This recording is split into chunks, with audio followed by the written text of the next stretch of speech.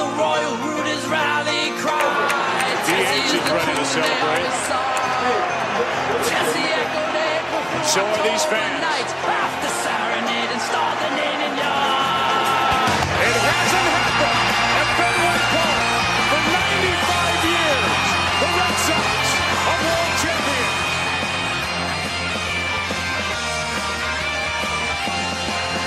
This is our big city.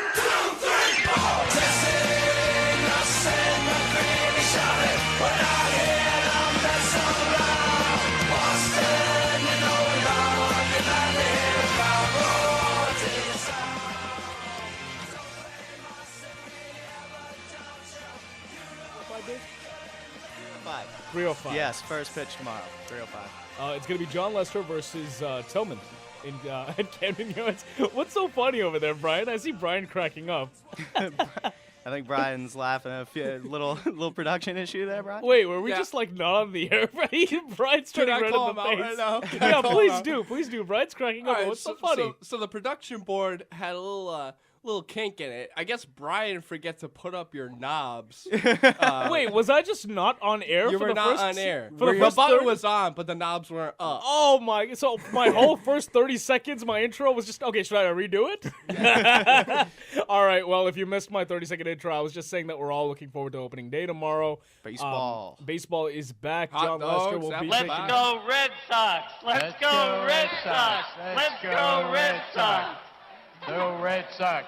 Yeah, that was Tom Werner, right after they won the World Series last year. Yeah. Clearly trying to start a chant that just failed because he didn't know how to do the Red Sox chant, the Let's Go Red Sox. Yeah. It's Let's Go Red Sox, and that clearly wasn't working. Yeah, So- very, very tone deaf right there by them. But I mean, hey, they're fans. They're allowed to try and start a chant, right? They're fans as well as owners and people within the organization. Yeah, but I mean, Dave, stop making claims for them. no. Hey, listen, I like the fact that they tried to start a chant. It's just 13 you know, years and they don't know it. I think when you go to 11. start a chant, you better be damn sure that people are gonna follow, or it's gonna sound a lot like it It's did. like the slow clap and not another team. Well, I know, but like Yeah, even if I nobody starts slow clapping. even if I do it by myself, ready? Let's go Red Sox. Like it doesn't sound.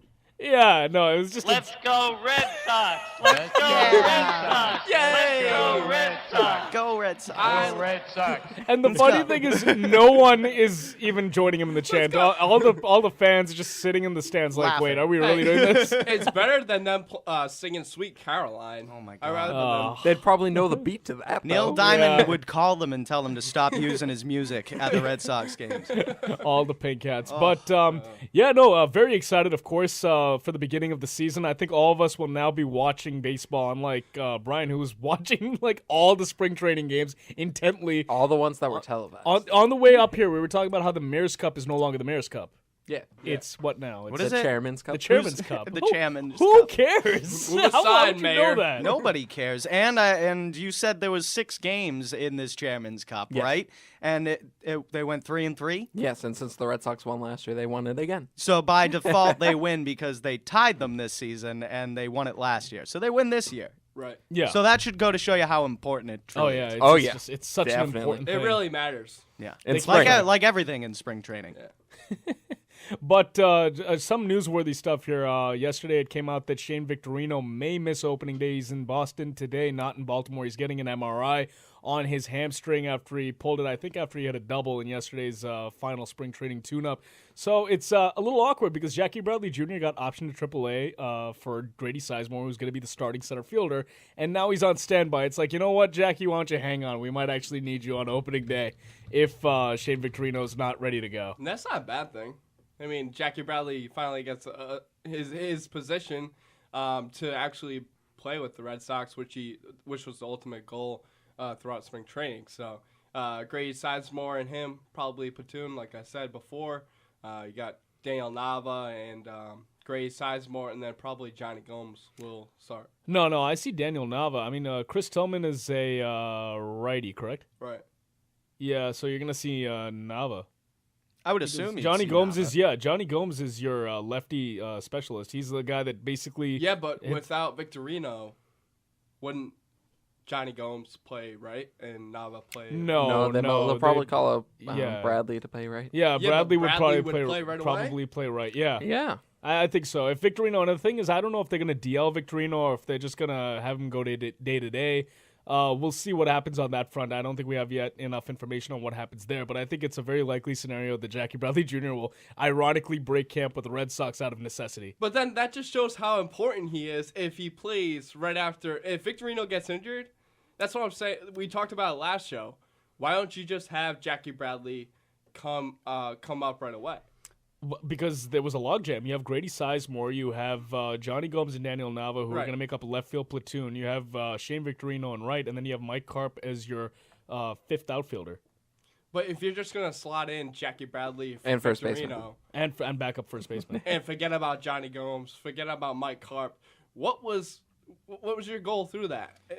It doesn't make any sense. Well, I think it's to keep Jackie Bradley Jr. playing baseball games in the meantime. I mean, those guys, Karp and Gomes, they're clear-cut bench players. They're your Johnny Gomes other actually, outfielders. Earlier in the spring, he actually traveled to play in the fifth inning to be a pinch hitter to a game where he wasn't slated to start. And Gomes obviously has more of a role than Karp does, being in left field, sharing that spot with Daniel Nava, and he will come in to hit against lefties. But I think that in looking at it, Jackie Bradley is a guy that they want on the field playing baseball. They don't want him sitting on the bench waiting for an opportunity to get up and hit, waiting for a chance to get out there and play center field or play left or right field. So speaking of Victorino, he's one of 4 players to appear in the postseason 6 of the last 7 years. Wow. Great stat. Is that one of your early stats from Others Brian's are of the week? CC Sabathia, Nick Swisher, and teammate Mike Napoli. Wow. Okay, thank you, Brian. Dave, sorry, continue your thought. Well, okay, so basically what I'm getting at is that Jackie Bradley Jr., they want him playing baseball, and I think that's clear. You send him down to AAA, get him reps down there. He's going to be the starting center fielder in AAA. I just want to know what the lineup's going to be. That's what I'm excited Well, for. you need to be patient. Yeah, we need to see what it's going to look like. We'll see what it does look like. I wouldn't be shocked, though, if, you don't need to push Victorino to play on opening day. It's early in the season. There's no reason to get him any more injured than he could already be. So, yeah, Jackie Bradley Jr. could come up here, and maybe he doesn't like dealing with the tug and pull that he's getting right now between the majors and AAA. But, hey, you're a pro athlete. You're going to deal with that when you're young in your career. And I think that Bradley will produce eventually for this team. But it's not going to be big-time production early on. I think he's just, in there for Victorino until Victorino comes back. Yeah, the guy needs reps. Yeah. He needs reps, and you're not going to bring him up to sit on the bench. Exactly. He needs to sit, get in AAA. And, again, he didn't have an impressive spring, and I know I've said in the past that 17 strikeouts in 19 games. Spring is not necessarily an indication of how the season's going to go. Obviously, he had, the greatest spring ever last year, and then didn't do very well in the regular season. So... And the same goes with Sizemore this year. He had a fantastic spring training, and right. So we'll have to see. I mean, he earned actually his spot on the regular season roster, but we'll have to see if that continues. And obviously, we've said in the past that if Grady Sizemore can regain any kind of let's say he becomes 60 to 70% of the player that he used to be, that's still a damn good From player. From right 06 there. to 09, Sizemore only trailed David Ortiz in extra base hits. Yeah. See, look at that. He was a perennial MVP candidate. At He was a perennial 276, All-Star. 276 extra And the base guy is, 31? 31? Yeah. He's still pretty young in his career. He's not obviously very youthful as a baseball player, but he is where if it weren't for the injuries, he could be smack dab in his prime right now. We could still be looking at one of the better center fielders in the MLB. So Grady Sizemore, yes, based on his history, if he can, like you said, Ashish, even get 70% of that production, he's got to be the guy that you're playing in center field for most of this season. Oh, yeah. And that might be tough on Jackie Bradley Jr., but hey, you're here to win baseball games. You're also here to rebuild. So I do hope that Bradley gets up here and gets some reps. But for this Red Sox team, having come off a World Series, I think the fans are accepting the fact that it's a rebuilding process. Yeah. But I mean, let's be honest. Fans are hungry to win games as well. They want to see this team succeed and do well. But you realize that the Red Sox basically traded Jacoby Ellsbury for Jackie Bradley Jr. and Grady Sizemore.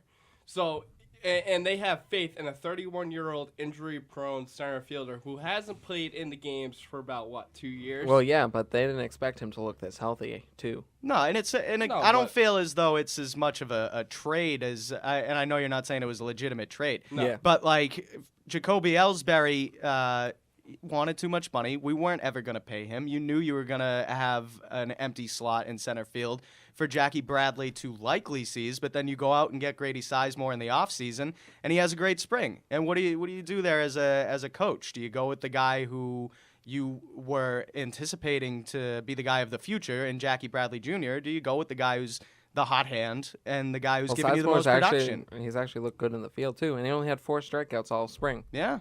And he's looked great. There's no denying bat has that. looked powerful these last couple of weeks. He had that home run, and he had a nice double the other day that went to the opposite field. So Yeah, I would go with the guy that you have more confidence in. yeah, And of course, it's Grady Sizemore right now. But if you don't have confidence in Jackie Bradley Jr. now, when he's young and he needs reps, what makes you think that they're going to have confidence with him moving forward? You know, his plate discipline isn't... he needs to improve that in the minors. Yeah, he has to develop, Right. definitely. Yeah. He had it early last year, but then lost it, and then it looks like he did well in spring. Yeah, if Mark- you look at his they numbers have more in faith. AAA last year, he was really productive. But they have more faith in a 31-year-old Yeah, outfielder. 31 who's is the prime. who's injury That's their prone. prime seasons. Mark. I mean, you look That's at not what old. they say. Yeah, it's not Mike Cameron that they brought in here, Mark. It's not like the situation in 2010 Bill where they were Hall. like Jacoby Ellsbury, we're He hasn't played we're gonna baseball in move 2 you to years. left field. So, 2 years. But Mark, I mean, it's a low risk, high reward situation. How can you not go with this? look I mean, at Grady Scott Sizemore. Kazmir. It's true. I agree with the low risk, high reward, and I also like the words you used, Mark, saying they have more confidence and faith in Grady Sizemore. And where I look at that is, yes, you're right. Based on this spring, you have more Three-time All-Star. confidence in him. But what does that do to Jackie Bradley Jr.'s confidence in the meantime? You know, how is he taking the He's fact? fine. He's young. He And- knows. But that's when you're more fragile as a pro athlete. If you're going to if you're he was pushed the down, guy. you come back up, pushing up daisies. And Yeah, that's what you've come got to back do. up. And that's what I wonder if Jackie Bradley Jr. has the stuff and the mental capacity to actually do that. I think he does. With the again, he's been back and forth between MLB, AAA. Where's he going to be for the past 2 seasons? Because You know? we talked about he how hot Jackie Bradley Jr. was last year around Yeah, this time. well, guess what? He hadn't played a single AAA game before last season. So he was put on the major league roster from AA. Right. So, he doesn't have the minor that- league that was- experience as the other guys. Yeah, but that was to Middlebrook avoid- spent time in AAA. Nava has spent time in AAA. All the young pitchers, Workman has spent time in AAA. Jackie Bradley did not until May last year. but wasn't that to avoid arbitration? No. The that- situation was that the Red Sox needed to stash him in the minors for at least 2 weeks or something to keep him eligible for the 6 years that they have him under contract. Okay. And that's why I was against bringing him up immediately at the beginning of the season. I said start him in AAA for 2 weeks and fulfill that requirement and then call him up.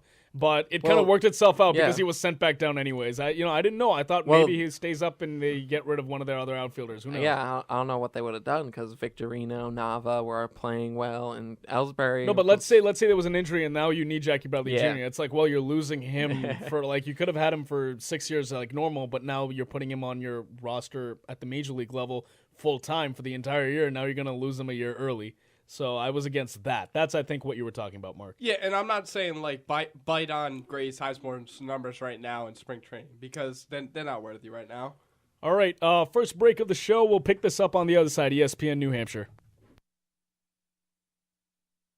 Let's go Red Sox! Let's go Red Sox! Let's go Red Sox! If you're in the market for a used car Or a previously purchased motor vehicle. Capital Auto Auction in Manchester can help you find what you're looking for And save you a ton of money. Capital Auto Auction has never had a massive emergency inventory liquidation reduction sell-off. or even a Biggest savings of the year special. the Real. way to save money on your next vehicle is to bypass those guys altogether and get the Capital Auto Auction in Manchester. Capital Auto Auction lets you buy like the dealers do, but without the big dealer markup. Auctions are every Saturday at 11 a.m. and online at 2 p.m. Plus, during the week, Capital Auto Auction has a select number of vehicles available for purchase. Just stop in on Tuesday through Friday, meet the reserve bid, and the car is all yours. If you want variety, Capital Auto Auction has cars, trucks, minivans, SUVs, and occasionally a motorcycle or even a boat. If you're ready to save money on your next vehicle and buy like the dealers do, get to Capital Auto Auction. Just off Exit 1 on Route 101 in Manchester. You can find the list of current vehicles now at CapitalAutoAuction.com. Do you search the house for hidden bottles of alcohol? Do you feel like a failure because you can't get a problem drinker to quit? Do you care about someone who seems to care more about drinking than anything else? Do you think if the drinker stopped drinking, your other problems would be solved? Living with a problem drinker can be scary and lonely, but no one has to face such stressful problems all alone. Local Al-Anon family groups can help. Women and men who have experienced the same difficulties are willing to share what worked for them. There is hope and help in Al-Anon family groups for anyone who has been affected by someone else's drinking. Are you troubled by someone's drinking? You might be surprised at what you could learn in an Al-Anon family group from people just like you. For more information, go to alanonfamilygroups.org or call 1-888-4-AL-ANON to find an Al-Anon meeting near you. Life can hit you with the unexpected.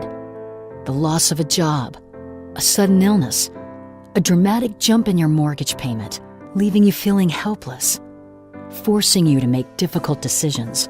If you've fallen behind on your mortgage, are worried about financial problems, or are afraid of foreclosure, it's time to take control. You don't have to lose your home. The National Foundation for Credit Counseling can help. Seek advice from our certified housing counselors today. Call us at 866-687-6322 or visit mortgagehelpnow.org. The National Foundation for Credit Counseling. Real solutions for real people. The National Foundation for Credit Counseling is a nonprofit organization that has been providing financial counseling and education for 60 years. Our national network of member agencies have helped millions of consumers with foreclosure prevention. NFCC member agencies are approved by the U.S. Department of Housing and Urban Development. ESPN New Hampshire Sports Center. Opening day is tomorrow. The Red Sox will take on the Orioles in Baltimore. First pitch is at 3 o'clock. According to Rob Bradford, Shane Victorino will likely miss opening day with an injury to his right hamstring. The Red Sox outfielder will undergo an MRI sometime today. Speaking of Red Sox outfielders, Grady Sizemore will be the starting center fielder on opening day. Vince Wilfork will remain in New England after reconstructing his contract earlier this week. The new deal is worth $22.5 million over the next 3 years. The Bruins beat the Washington Capitals yesterday. 4-2 was the final. The Bees are 14-1-1 in March. With one game left to go, they play the Flyers today in Philly. Puck drops at 12:30. The Celtics have dropped 3 straight. They now have the 5th worst record in the NBA. The Green are home tonight. It's the first of a home-and-home against the Bulls tonight and tomorrow. Tip-off tonight is at 7 o'clock. Those are your blasted weekend updates. Be sure to listen in on ESPN Radio and the ESPN Radio app. Like us on Facebook at facebook.com/thesportsblast. Check out our website at www.sportsblast.co and tweet us at SportsBlastNH. I'm David Pollard. Don't go anywhere. The Sports Blast continues right now.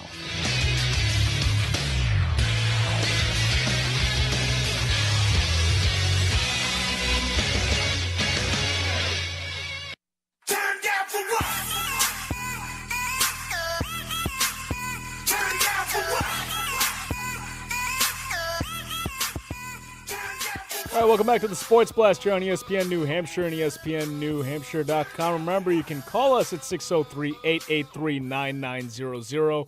And we'll also take your texts at 50352. Once again, apologies for the rough start to this show. The board was giving us a little bit of an issue, it seems like. Yeah. It just technical difficulties. Yeah, I just started talking. The show started. I was all excited, and then I just realized I was not broadcasting to anyone. So apologies if anybody heard the 15 seconds of silence to open up the show. Yeah, that was interesting. Not really sure what happened there, but glad we are back on air. Thank God. Good to go. I see that everything is working perfectly now. So. just picking back up with the Red Sox, obviously very excited for opening day tomorrow. John Lester taking on Chris Tillman at Camden Yards, 3:05 his first pitch. I want to get into the Ortiz extension because I remember last week we were having this raging debate about David Ortiz and whether or not he deserved what he was asking for. Well, it turns out he got a 1-year extension for $16 million with a vesting option for 2015 and a club option for the next year after that. Yep. No, the extension is through 2015, and there's a vesting option in 2016. That's what I said. No, you said vesting option of 2015. Did I say a vesting option for 2015? Yeah. You just said that. I'm sorry. I meant a vesting option for semantics. So yeah, this is the calling out show. I'm sorry. I meant a vesting option for Brian, 2016. what is it exactly? It's basically okay. So 2015 is all set, but in 2015, his at bats, his plate appearances the vesting option. equal the vesting option in 2016, and it's an extra $1 million for like.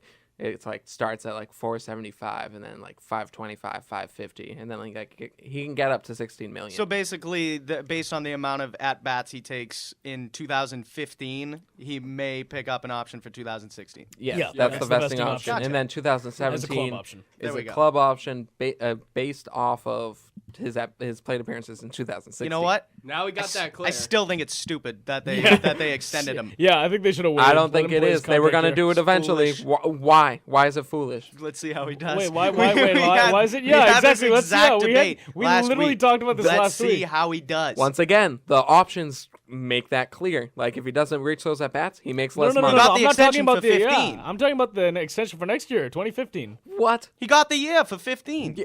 That's 16. 16. No, I'm saying in 2015 he got $16 million for that next year in 2015. Perfectly fine.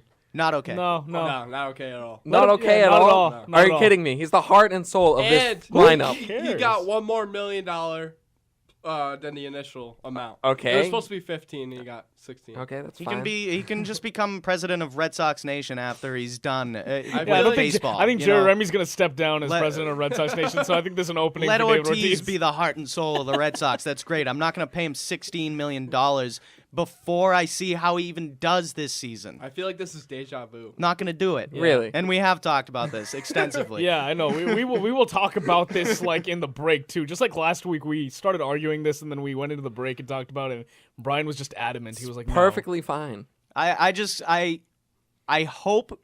I don't hope he does awful this year. Yeah, you but do. For the sake of winning the argument against you, Brian, I hope the guy hits 240, hits maybe 14 home runs, and gets 70 RBIs. You know what, Dave? I won't even follow you in that argument. And then you got to pay him $16 million. Hey, as a Red Sox fan, I hope he has a great year. I hope he has an MVP type year, but I just really hope that Brian realizes how wrong he is. As a Red Sox fan, yes, I want Ortiz to do well. But to be as Brian, Brian's partner, I hope that he does terrible this year, and you regret that we paid him $16 for Dave, next season. You're on your own island. Yeah, you're on your own on that one. You're on Revis Island on that one. I'm being quite spiteful. Yeah, no, I mean, again, not to delve into this argument again, Brian, but what do you lose by letting him play out his contract here? What do you lose exactly? You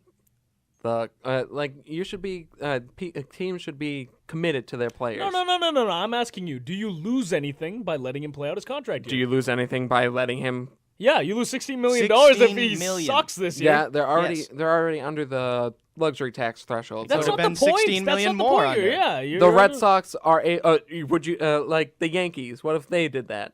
Like I would be like, there go the Yankees spending their money again. Last week we said money doesn't matter. You guys care about the years. Now it's about the money? Yeah. No, it's about the money because they gave him the year. I think they should see how he does this year before they give him anything next season. Yeah, test the waters, see how he does this year. If you like him, re-sign him. Because you know he's going to resign. He's not going anywhere. Yeah, enough you of don't know the that, sentimental BS, Brian. Honestly, I'm not. It's not sentimental. I'm just saying it's good value to. I love him too, but he's good value at $16 million. I don't know if it's good value yet because I haven't seen him this season. I haven't seen him this season. But now Ortiz got his way. That's the other point. That's perfect. You know, guys. Yeah, no. You know what the players get their way. That's the way sports work, guys. Now he's gonna shut up and he's not gonna talk about it for the next 3 years. So I'm happy. Exactly. Players should abide by the decisions that their owners make. That's how it works. If the owner decides, hey, you're worth it, we're gonna give you the contract extension. That's one thing. But it's obvious that the guy's getting up there in age. He's had injury problems in the past. And granted, he had a great year last year. He's still getting older. And you still have to be careful with how you treat your older players. He's not Benjamin. That's how it works. And he got the contract from the Red Sox, so he's going to be cocky. He's going to be like, all right, it's my way now because I'm going to be running the show. Because I got the deal that I wanted, and you guys gave it to me. You guys budged, caved in. Well, it's kind of like half the deal he wanted, because it also depends on his at-bats after this extension. Brian, see, the thing is, to me, your argument doesn't make sense, because I don't understand what you lose by letting him play out You don't lose anything by agreeing to it now. It was going to happen eventually. It was going to happen eventually. Yeah, but maybe. See, yeah, but no, it was. What if you like? found There's out, no doubt in my What if mind. he gets hurt this year? Yeah, what if he gets hurt? What if he hits 250 and gives you 11 home runs? He has Would a you still season. have paid him $16 million? He does something to his ACL or MCL. He could hurt his Yeah, leg. that could happen to his career anyone. could be over though. It That happens to a 30-year-old. there's a bigger You've got a risk. shot at getting that 30-year-old back in your lineup. Happens to a 38, 39-year-old, His career an could older be guy. done. He's done. You don't know that. What do you mean He you don't would know be that? done. You think Ortiz is going to come back at the he's age of not Randy 41, Johnson. 42? He's not Start gonna be playing Randy baseball Johnson. again? Come on, Brian, be the realistic. the extensions go through when he's 41. It won't work. It will not work. David Ortiz will not be playing realistic, baseball Brian. when he's 41, Everyone 42 ends years at some old. point. Everyone Well, retires at I some didn't point. say he Guys, wasn't no, retiring. but I'm just What saying are you? that- Oh, don't put words in my mouth. No, I'm just saying that No, you're but saying the that at the point age of is- 41, he'll say, you know what? Screw it. I think this is it for me. My point was hypothetically, if the guy gets injured, you've given him the that could $16 happen million to anyone. extension. But it couldn't happen to anyone in the sense that he's at the end of his line. One Okay. injury, Yeah. he's done. All right. That's what it comes down Okay. to. My other thought is maybe after this year, They've been yanking him around his whole career, and finally he gets doesn't one matter. more year. Hold on, he gets hold on. one more year, He's and you got guys a go off great the chain. situation in No, Boston. but Let's not say that here's- he hasn't been well off here. The city loves him. Ownership Yeah. loves Yes, him. but he could have gotten way much more money than what he got. He paid way undervalued. But He's a DH. But he gave you 2004 World Series. He gave you the 2013 World Series. with the rest of the team. Yes, you but forgot without 07, him but- hitting those home runs, Right, you he don't was- make he it was to a the big- World Series. A big part. He was of the every- hugest part. He was a big part of Loud every noises. World Series victory. Mark, what were you going to say? Good. All right, here's my thought.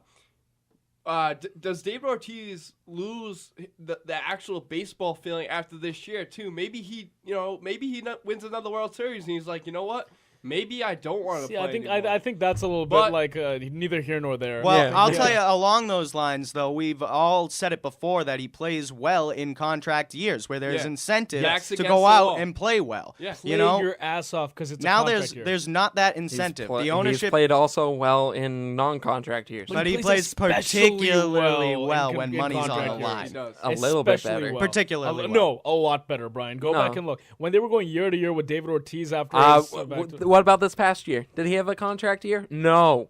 yeah, but No, he had a in great general, season. He had a yeah, great season. He had like one of the best seasons of his But no, career. here's the thing. A lot of people are like, no, if you let him hit free agency, you risk losing him. No, you risk losing Lester because he's a guy that could jump ship. Ortiz doesn't want to go anywhere. Yeah. He has no desire to leave the Red Sox. Let's be honest.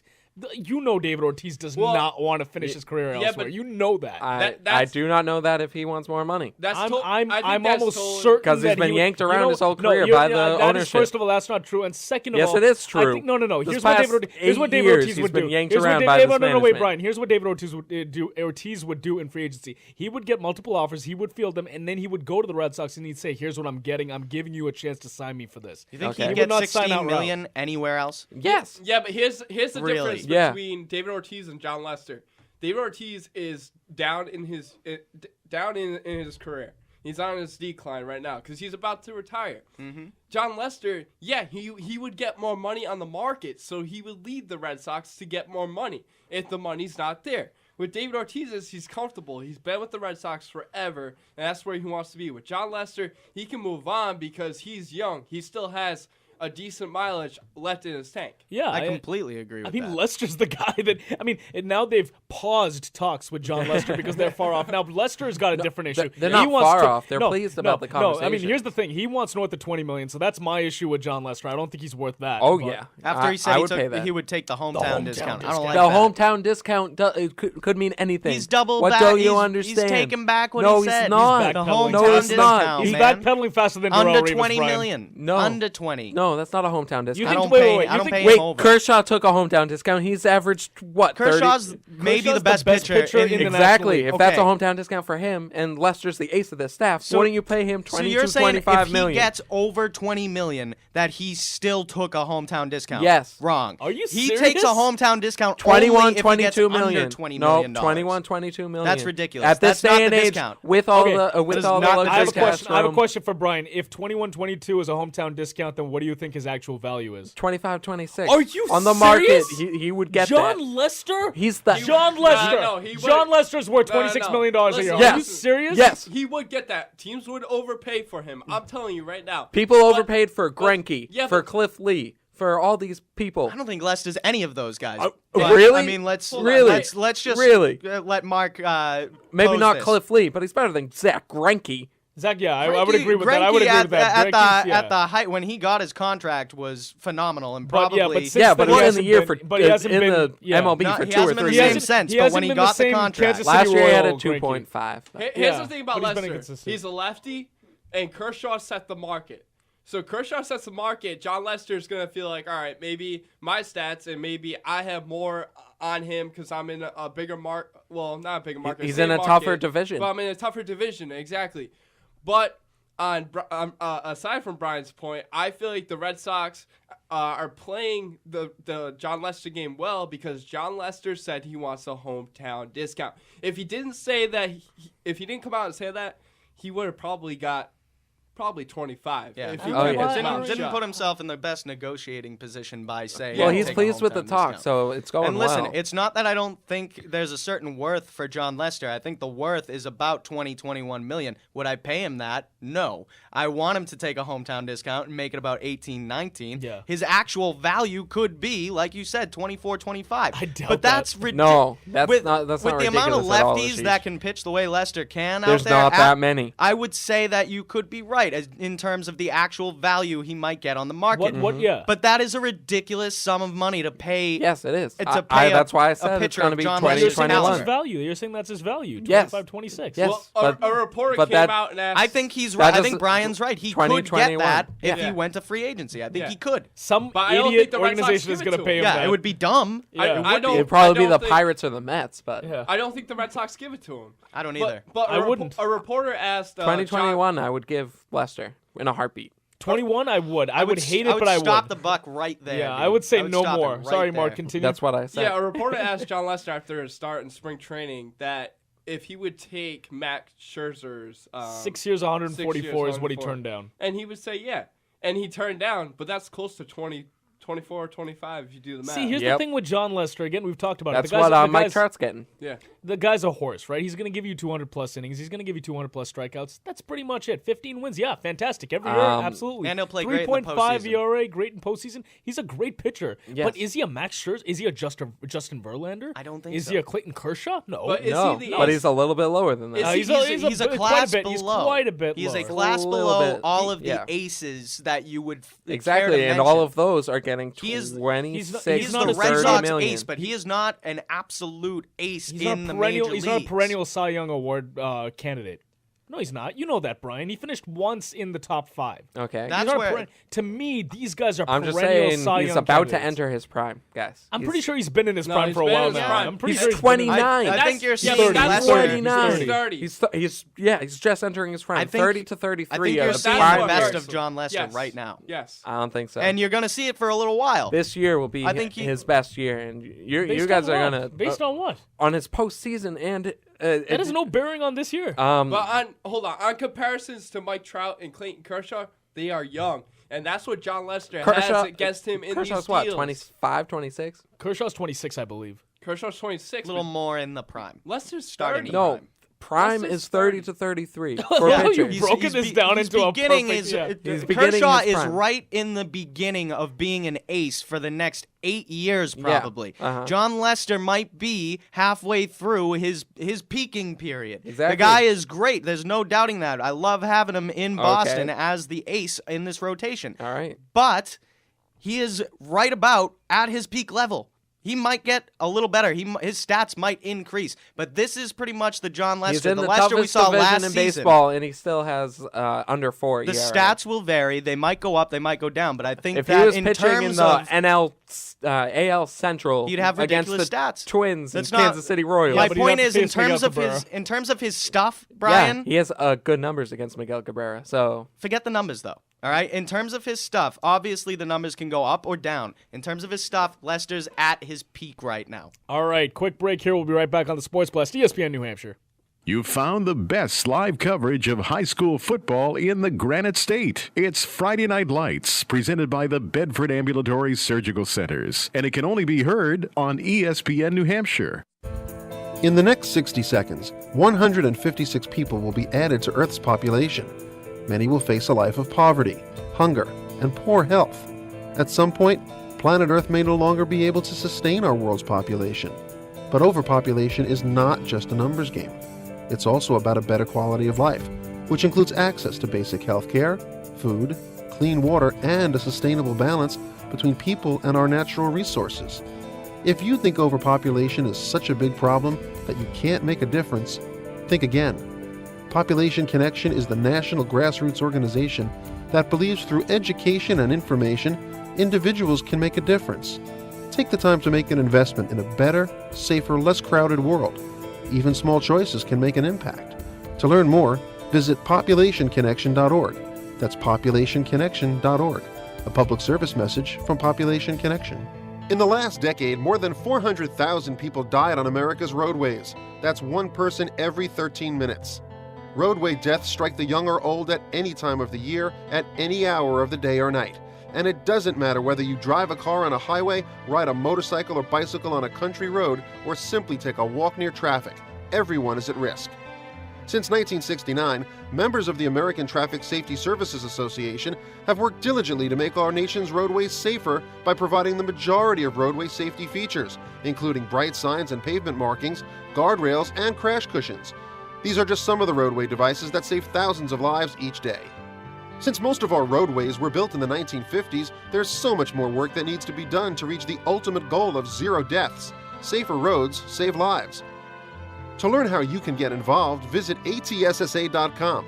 A public service message from the American Traffic Safety Services Association. Radio and television have been part of your daily life for as long as you can remember, so why not make a career out of it? Visit nhab.org, the online home of the New Hampshire Association of Broadcasters, to learn more about over-the-air broadcasting. Interested in pursuing a career in radio or television? Whether it be on the air or behind the scenes, many Granite State stations are looking for motivated people just like you. Visit our online job bank at nhab.org to view current job openings and even post your resume for potential employers. You can also access a list of upcoming job fairs in New Hampshire as well as NHAB-sponsored events. Students, if you're studying over-the-air broadcasting, apply for the NHAB Student Broadcaster Scholarship and learn about available internships at local stations. It's easy to navigate, full of useful resources, and it's only a click away. NHAB.org, the online source of Granite State broadcasting.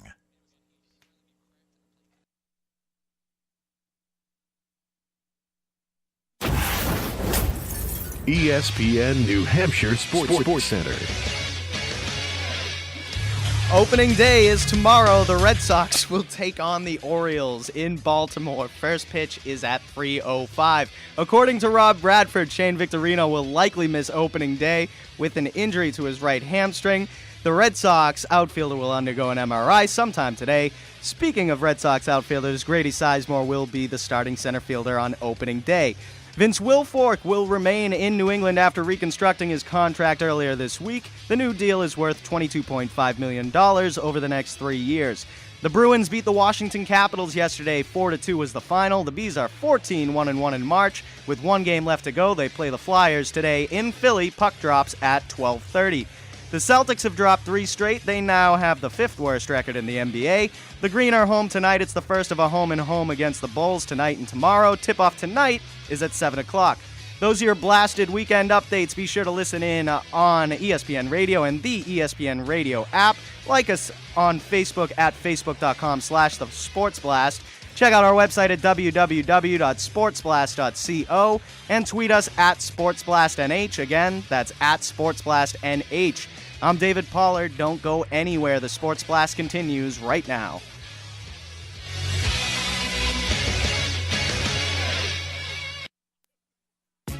The Sports Blast with Ashish Sharma. You look at the clock management, Dalton. They were just kind of meandering around. It's like, dude, you've got no timeouts. Brian Roach. I would take all the newspaper headlines that had my name in it and put it on something. Be like, yeah, that's me. David Pollard. As long as you're out there standing next to your team, you can be looking at the Goodyear blimp going by. I don't care. And Mark Lozelle. He's all about himself, and he's always going to be like that. And this just shows that he's immature. Every Saturday from 11 a.m. to 2 p.m. right here on ESPN New Hampshire. I love how right out of the gate on this show, we're just yelling at each other and just going at it. I love it. It's a rainy Sunday, man. We're a little bit light in the brain today, and we're a little bit upset right now. Still a little hungover. I'm still upset about that Louisville loss, man. Yeah. Forget the brackets. Oh, My my bracket God. got screwed on day 2. A surprising amount of energy for all of us, just on a Sunday, 10 a.m. Rainy. Yeah. Almost didn't make it up because of the weather. Oh, I was driving at 30 miles an hour. We hydroplaned about 40 miles on the highway up here. Yeah, we were hydroplaned. Fishtailed a little bit. It was a fun time. It was scary, but we were here, and you can call us at 603-883-9900, as well as your texts at 50352. I want to switch gears now, guys, and talk a little bit about this new Vince Wilfork contract after all the drama and wanting to be released. And tearing off his nameplate. And, this and that. And, yeah, he's back. So that's how that ended. He's back.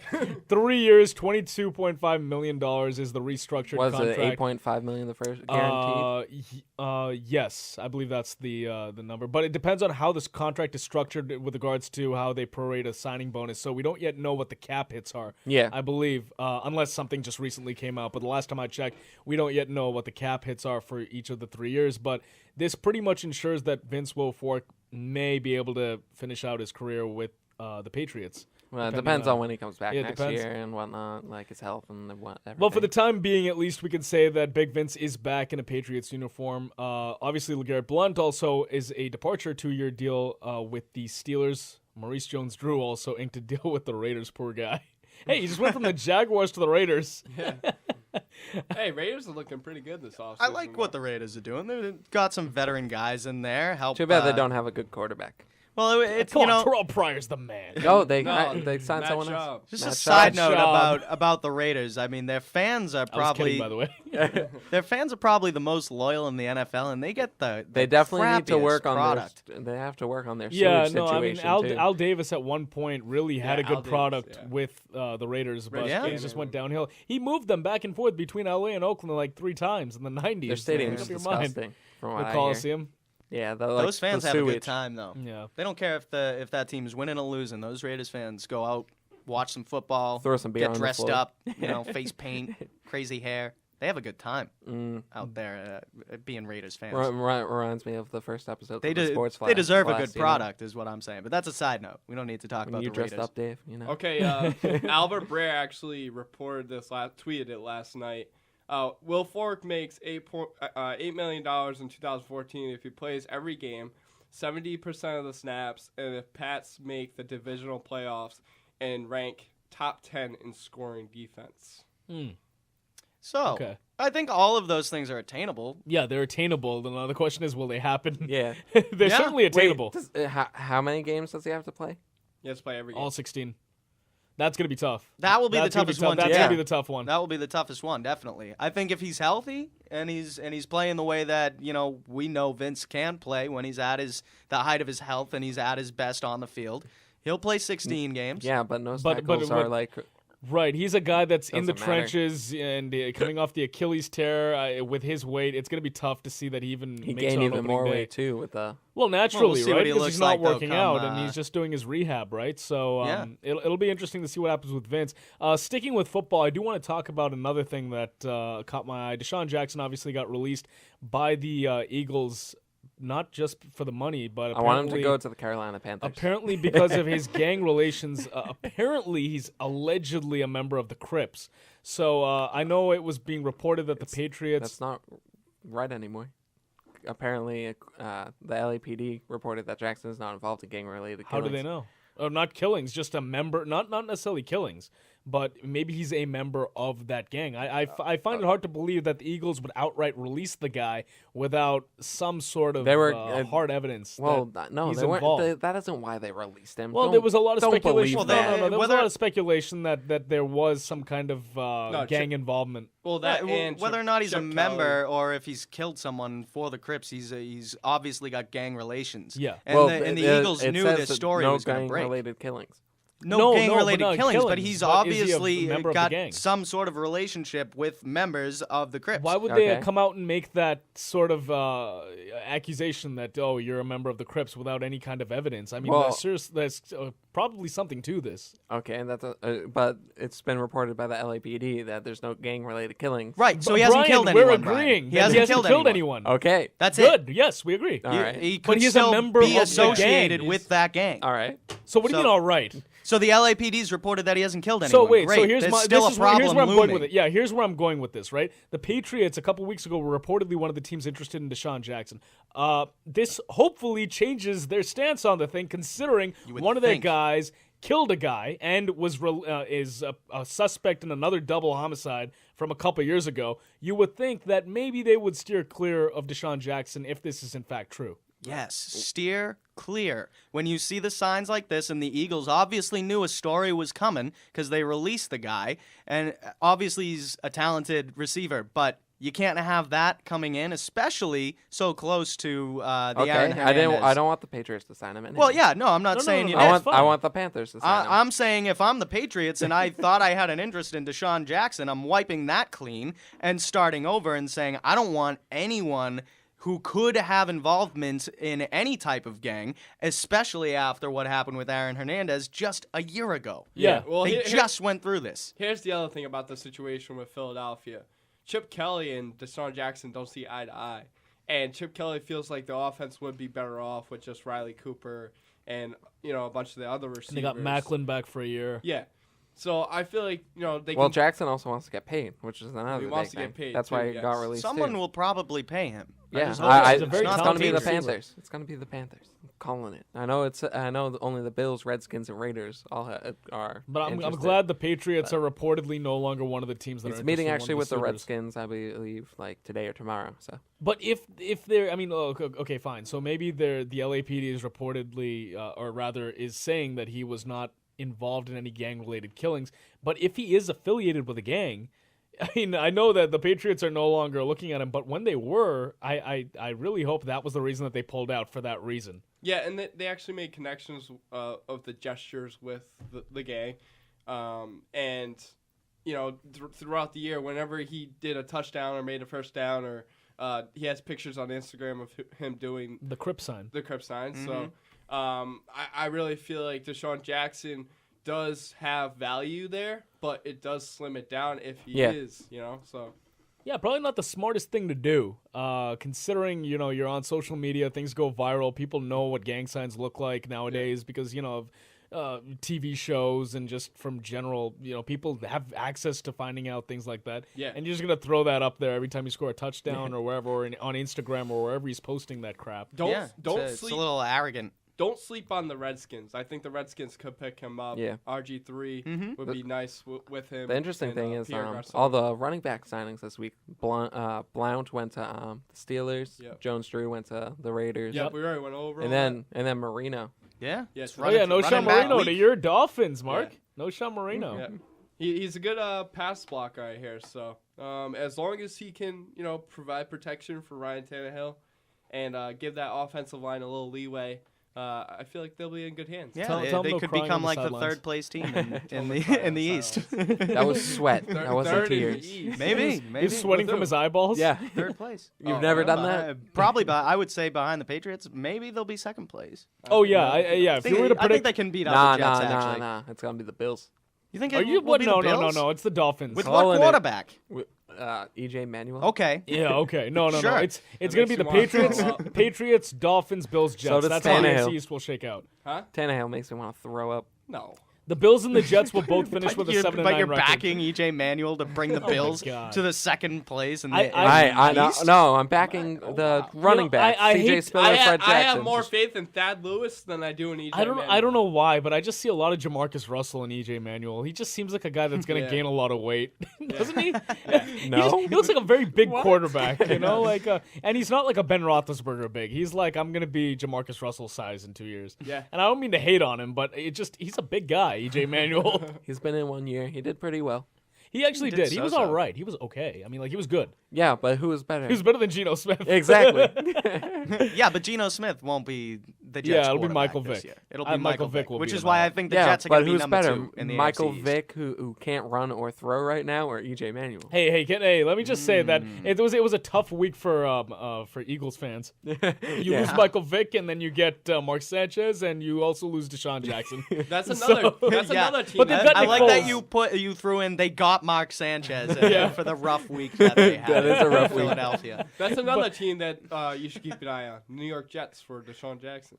Yeah, he would fit their nice name with has Michael popped up. Vick again. Well, and don't they already have what's his name? Eric Decker. Eric Decker. Eric Yeah, Decker, Decker's more of Deshaun a two Jackson. guy, Yeah. I feel like. Don't they Yeah, have Holmes still? No, Santonio Holmes, I believe they are planning on cutting. Oh, okay. No, yeah, he was already released. Oh, was he already Yeah, released? he's a Okay, free so he's agent now. gone. So the Jets are just a complete mess. But Yeah, but that's why it's- they're going to be last place. And they have a ton of free agent money, too. Yeah, it's gonna be interesting to see how this plays out with Deshaun Jackson. Honestly, I've always been a fan of his game, but just after everything happened with that happened with Aaron Hernandez, I just thought to myself, when the Patriots were going after Deshaun Jackson initially, I was kind of excited about it. Yeah. And then after I saw that story, I was like, yeah, that would be a PR disaster. You go out and you sign a guy who has gang relations, like Dave said, less than a year after one of your own guys murdered a guy and was also connected to another double homicide. It just makes no sense from a PR standpoint. And hey, that story's not dead yet either. It still has legs. We still talk about it from time to time.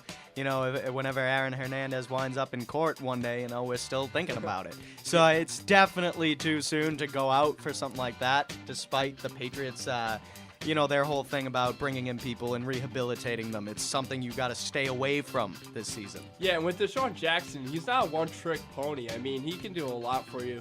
A kick return specialist, punt return specialist. He can do it all. And he's a deep threat downfield, but that's not his one trick. He's good at everything. Yeah, absolutely. So it'll be interesting to see. It's been an interesting offseason for sure. It's only going to get more interesting. Wrapping up the top of, or rather, hour number 1 here. We'll be coming back with 5 questions with Mark right after this quick break. Don't go anywhere.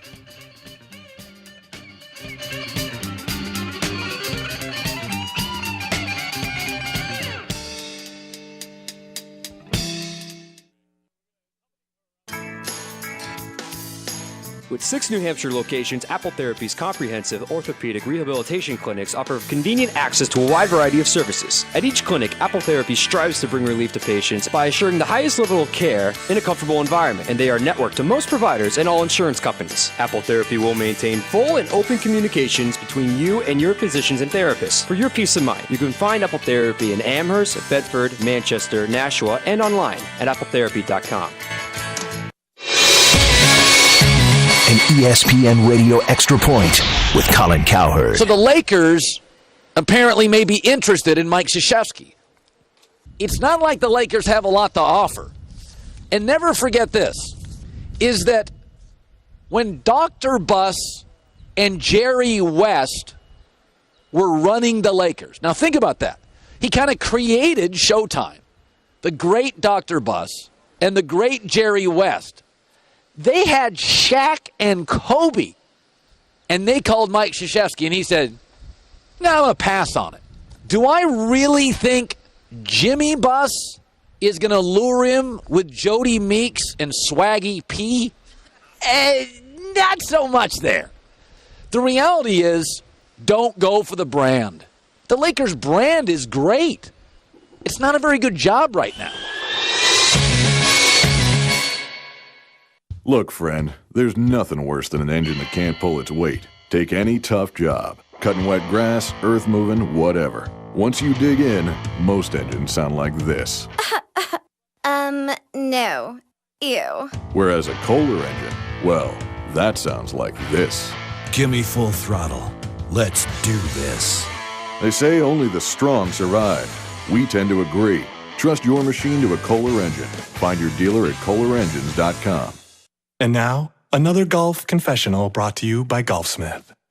A man said he recently informed his wife he's going to start waxing his chest, only because the waxing place is right near Golfsmith, and they're about to have trade-in days. For a limited time only, when you trade in your old clubs, you get a 50% bonus towards new ones. He's got a lot of clubs to trade in, so he's going to wax his chest, eyebrows, back, and, well, just check out trade-in days at Golfsmith. Anything for golf. They fought for our country. They defended our way of life. And now, they live on the streets. The same streets they sacrificed their lives to protect. Right now, there are over 600 homeless veterans living in New Hampshire, and over 7,000 are at severe risk of becoming homeless. The Veterans First Transitional Housing Program at Harbor Homes is a wonderful program that gives homeless veterans and their families a place to call home while they transition back into civilian life. If you know of a veteran that has been forced to live on the streets or could be at risk of losing their home, or if you just want to learn more, please contact Supportive Services for Veteran Families at www.harborhomes.org or call 603-882-3616. 603-882-3616. They fought for our country, they defended our way of life. And now, you can help them get back to the way of life they fought to protect. www.harborhomes.org. This is an important message from the U.S. Department of Health and Human Services. Protect yourself against hypothermia and frostbite during cold weather. Wear warm clothing that covers your skin and remove any wet clothing immediately. Limit your time outdoors. Watch for signs of hypothermia and frostbite among elderly adults, babies, people drinking alcohol, and others at risk. Seek immediate medical attention if you suspect someone has hypothermia or frostbite. To learn more, call 1-800-CDC-INFO. Friday Night Lights, Mike and Mike in the Morning. The home team with Matt Peralt, ESPN New Hampshire, 1250 WGAM Manchester, 900 WGHM Nashua. Did you hear? U.S. savings bonds have gone electronic. Now you can purchase them from the convenience of your own home through TreasuryDirect.gov, a safe and secure website operated by the U.S. Department of the Treasury. No more extra trips to the bank. No more paper bonds to keep track of.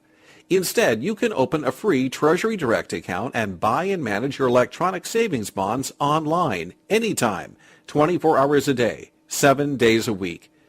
U.S. savings bonds are an affordable and smart choice for many Americans.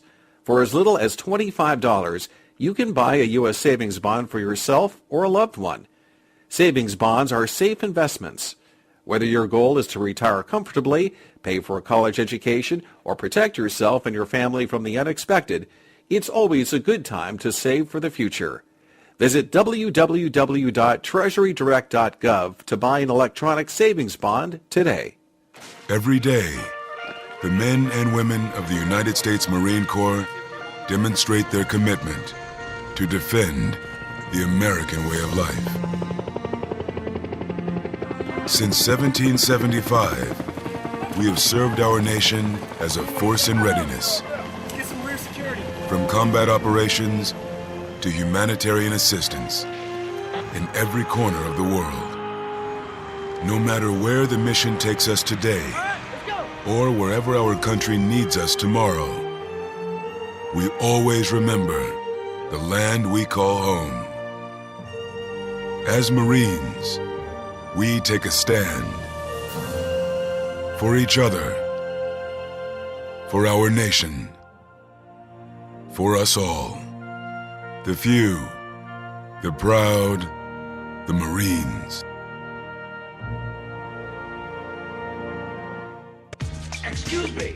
I'd like to ask you a few questions. It's time for 5 questions. 5 is right up. Man, let me ask you something. I got a question. Right here on ESPN New Hampshire. You don't have to answer the question. I'll answer the question. 900 AM Nashua. You want answers? I think I'm entitled. You want answers? I want the truth. Calm down. 1250 AM Manchester. What did you say? And ESPNNewHampshire.com. Thank you for all your cooperation. All right, welcome back to the Sports Blast here on ESPN New Hampshire and ESPNNewHampshire.com. Remember, you can check us out online at espnnewhampshire.com, as I just mentioned just there. Hey, you know what? I think I'm still a little hungover, guys. A little bit. You worked last night. What are you talking This about? may have been I went out sloppiest drinking after. show At 3 so a.m.? far. Nice. I drank it home. Hey, why not? You get out that late. You can't go to a bar, right? Yeah, exactly. It was already last call by the time I got out. I think it's the weather. Still a Saturday. You have to enjoy yourself. Yeah, we were just. I think we're all just. As I was joking with you guys in the break, hopped up on Red Bull and Jolly Ranchers right now. We came in with so much energy today. I don't know why. It's been a little bit sloppy, but I mean, I hope everyone's bearing with us and enjoying the sports talk. And we have 5 questions. Yes, right we now. do have 5 questions So right you- now with you Mark. can at So least it's going to be enjoy a lot more laughs. Mark, you got 5 questions, buddy. All right. Take away, Brian. Give me the first. No, we do you the have buzzer 5 after. Question first, buzzer second. This show. All right. What? Oh boy! All right, Oh, Mark, take it away. So since baseball is coming back tonight and tomorrow, would you rather have the ability to see angels like Roger and angels in the outfield, an incredibly powerful arm like Henry Rowan Gardner and Rookie of the Year, play baseball with Charlie Sheen like in Major League, or had the speed and neighborhood swag like Benny Rodriguez in Major League. Sandlot? Yeah, I'm gonna take. Major League. I'm calling gonna it. take the kid from Rookie of the Year going up against Charlie Sheen from Major League. Ben Rowan Gardner? Henry Rowan Gardner? Yep. That kid's in American Pie too, by the way. That actor. Yes, he is. Yeah, and I love that movie too. Who can I be from Angels in the outfield? You can You be Roger. see angels. You see angels. I'll be Roger. That was a great movie. I don't remember their names. I've seen Angels in the Yeah, Outfield a lot. I don't remember their names. I don't remember the Angels. It's names, Joseph. It's but- Joseph. I just know Joseph Gordon-Levitt's the kid. Yeah. Yeah. It could So that's happen. So I would just. JP? Yeah, no, I don't remember his name from the movie. I was just gonna say Joseph Gordon-Levitt from Angels in the Outfield. I'd be Roger, right? Yeah, you want to see Angels? I would totally be Roger if I could have like my favorite pro sports team have Angels come down and start helping them out. That would be A, crazy to witness, and B, your team is gonna win. Like, come Unless on. the angels like mess around and like.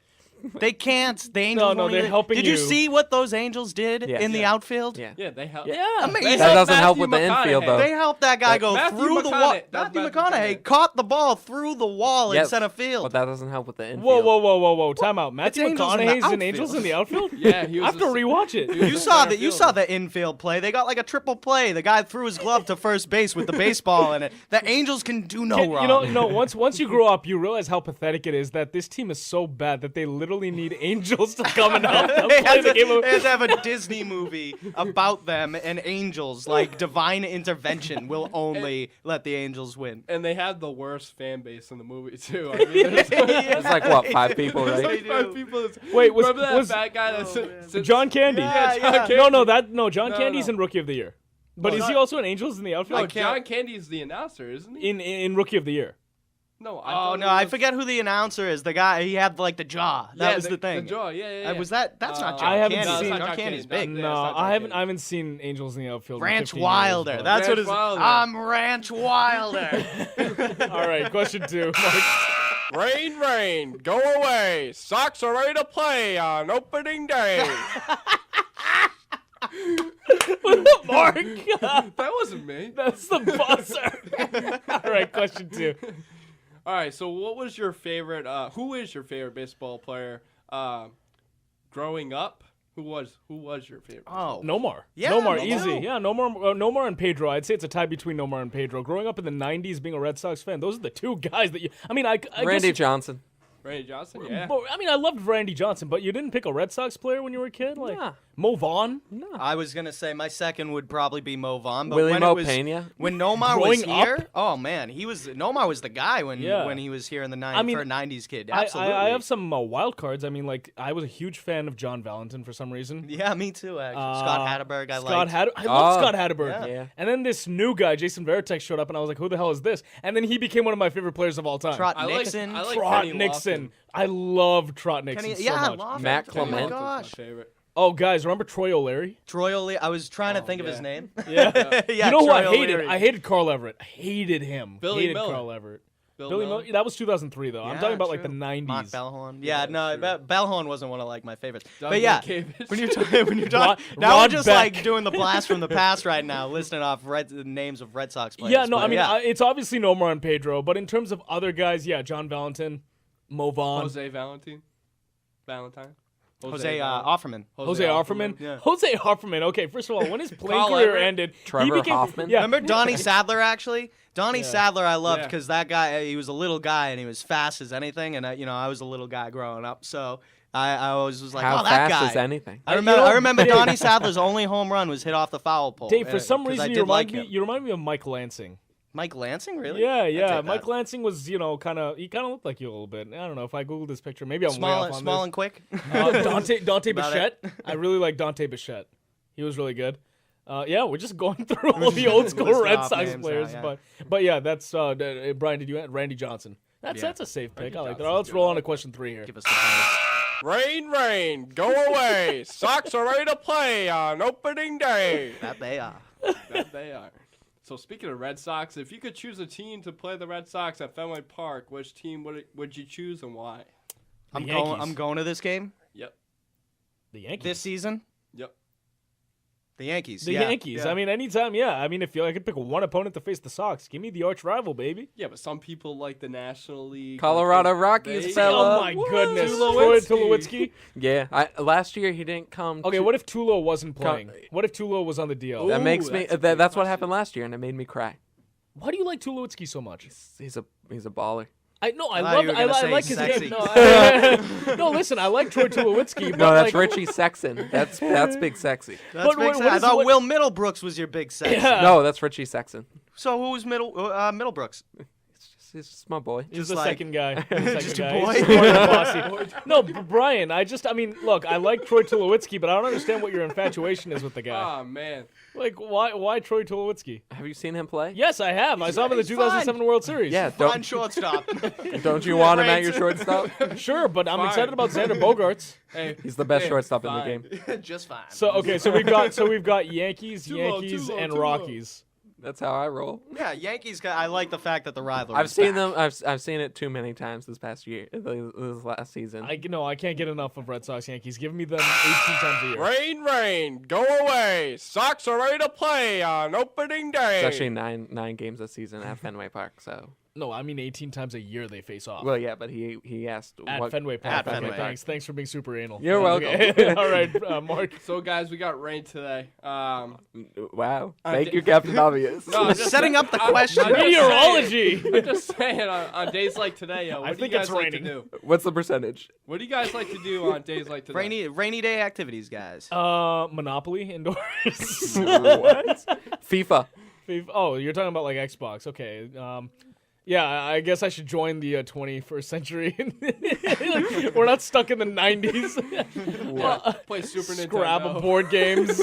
Yeah, I mean, it depends on Sorry. the situation. Am I with people or am I just Yeah. hanging out by myself? You know, Your If I- ideal setting. my ideal setting if I'm it's a rainy day. Playing ping pong. I hope I'm already somewhere and we can go out, get like 12-pack of beers. You know. No, have- you can't have get out. those. It's a Some hurricane. pizzas. But if we planned well enough, we're bringing the beer and we're bringing some. you We're plan having that someone well? deliver Dave, some am I pizzas. invited? Yeah, you're invited. Okay, cool. What Everyone about me? here is invited. Oh, sweet. Yeah, everyone can come. We're not gonna have enough Xbox controllers to play video games, so we'll switch play up. some We'll beer switch up. games. Well, oh yeah, I like Oh, that I too. like that. Okay, Yeah. so I'm just gonna piggyback off Dave. I'm going to his party. Okay. That's my plan. I'm bringing my Xbox controllers to your party. That's well, we'd still have more than. Yeah, well, we'd have we 4 wouldn't people have enough. actually. No, right? we'd have to system link. Yeah, we might have to system link. That's fine. That sounds good. We could Halo it up. Play some Yeah. Call of Duty. I don't like FIFA. Halo. You don't like Halo? I never played it. That's the thing. What? When Xbox first I haven't came really out, How played can it you either. not like? Wait, you guys never played Halo? No. nah, I played once, I was a and I PS2 shot a guy, person. and I was like, yes. I played Oh, Halo So, wow. once. Halo's first thing was on Xbox. I was a PlayStation 2 guy, so I never got into Halo. Yeah, Now I same have here. Xbox Yeah. 360, but I still don't play it because I don't know. Oh my God, Halo was Yeah, I the just don't bomb. wanna- yeah. All I I don't really play- play video games I that just play often anymore. sports video games, and I haven't played in a while. I play the NHL games. I think they're the only sports games that actually translate. Interesting. All Next right, last question here. Rain, go away. Sox are ready to play on opening day. I could listen to that endlessly. That is awesome. So Florida won last night, and Arizona lost to Wisconsin, correct? Badger Nation. So with the remaining teams in the tournament, who do you guys want to win the NCAA championship? Badgers. Badgers all the way. Oh, Kaminsky. boy. Well, Florida today, UConn and Michigan State are playing, and Kentucky and who's the other team? Help me out, Brian. Michigan. Yes. I want. Let's see. I want Florida. You want Florida? That's because you want to win our pool. I want no, UConn. Mark would win the pool, though. I'm going with the... As long as you don't win, Brian. I'm going with the underdog. I don't care about my bracket at this point. I feel like I'm so gone in the bracket challenge. Can we just tell Dave's little story? So Dave, after day 1 of March Madness, was so excited. He was just like, "Hey guys, I couldn't believe how well I did. Check the standings. I think I'm leading." I was out in front. Day 2, you're like, I shut right up. Day 2, I stopped talking. Yeah, you're like, guys, we don't need to go check. I'm up by 18 points, but that will all change if Florida wins. Guys, my change if they bracket's in the lose too. garbage right now. No, it wouldn't change if they lose. Oh, you didn't? Because everyone has Florida. Yeah. We all picked Florida. See, I want UConn. Yeah, I've always liked the Huskies. I want the Badgers. Guys, my bracket was busted before the tournament even started. Yeah, that's because you were picking. Yeah. Just ouch. You're a bracket buster. I don't think anybody could have picked a solid bracket, really. Like, it seems virtually impossible to get anywhere close to having an accurate Warren bracket. Buffett set the ceiling way too high. Everyone got involved Did this you hear year, about the second, the deal that Warren Buffett made? He was like, if you win everything up to the championship game, he'll invite you to the game and offer you $500 million to just walk away. Hey, you guys remember that thing we did? You get to watch the game, too. You don't have to walk right away. Yeah, true. You guys remember that thing we did for That's BS where there was that furniture store that said we'll give you we'll refund you if you predict the Super Bowl right? What if Warren Buffett was like, all right, if you predict the Super Bowl correct, I'll give you $1 billion. Oh man, that'd be easy. And Warren Buffett shells you out have to bet now, $50 though. billion. You have to bet now. There's still a high likelihood that people would get that right. If it ever came down to that, if in my Yahoo bracket challenge I got all the way to the finals and Warren Buffett says to me, "Hey, you can bet $1 billion on this game, or you can take $500 million right now." I would hope there's not a person on this planet that would bet on the game. I would absolutely take the half $1 billion. I will retire. I'll be happy. Yeah. I would run out the door. I wouldn't even watch the game. I would run to the bank. This year it's different. Settle myself down instantly. This year it's different because every game is at stake. And it's just like it's a toss up. It's tied. Really is. It's tied now for the most overtimes in Yes. It was seven. It was It's now anyone's 7. tournament to begin with. I feel like so. One more overtime game and it will be the all-time leading. That is crazy. And 4 of those were in one day. That's why they call it March Madness. Yeah, this has been quite a. All the games have been pretty close. Yeah, even the Dayton-Florida game, even though it was a 10-point game, it was pretty close. Yeah, there was a. Brian's still getting. Brian's still getting over the Shockers losing. No, I didn't care about that. Really? I'm getting over Louisville losing. I hate Calipari. I don't like Calipari either. I hate Kentucky. Yeah. I hate Julius them. Randle. Rajon Rondo. I hate Calipari. Why? He's a grease ball. He is. He's a scumbag. I agree with Brian. Hey, he just has that look. Are there many coaches in the NCAA that couldn't be considered scumbags? Though? All of them except Calipari. Or grease balls, Rick Pitino. Their hair back. Rick Pitino. Rick Pitino's fine. He doesn't get all the 6'6" freshmen and be like, all right, go play so you can leave. Well, yeah. Aren't we getting a little bit more into the NCAA a little later in the show as well? Are we? No. Well, no. Don't we have a little debate coming up later on? Northwestern that's football right, and the the Northwestern NCAA. football. I cannot wait to talk about that. We do have that That's planned not for later in the basketball, show. It's I didn't football. say that. I said the No, NCAA. but the unionization of the Northwestern football program, that's coming up later in the show. That's We'll if get we're into on that.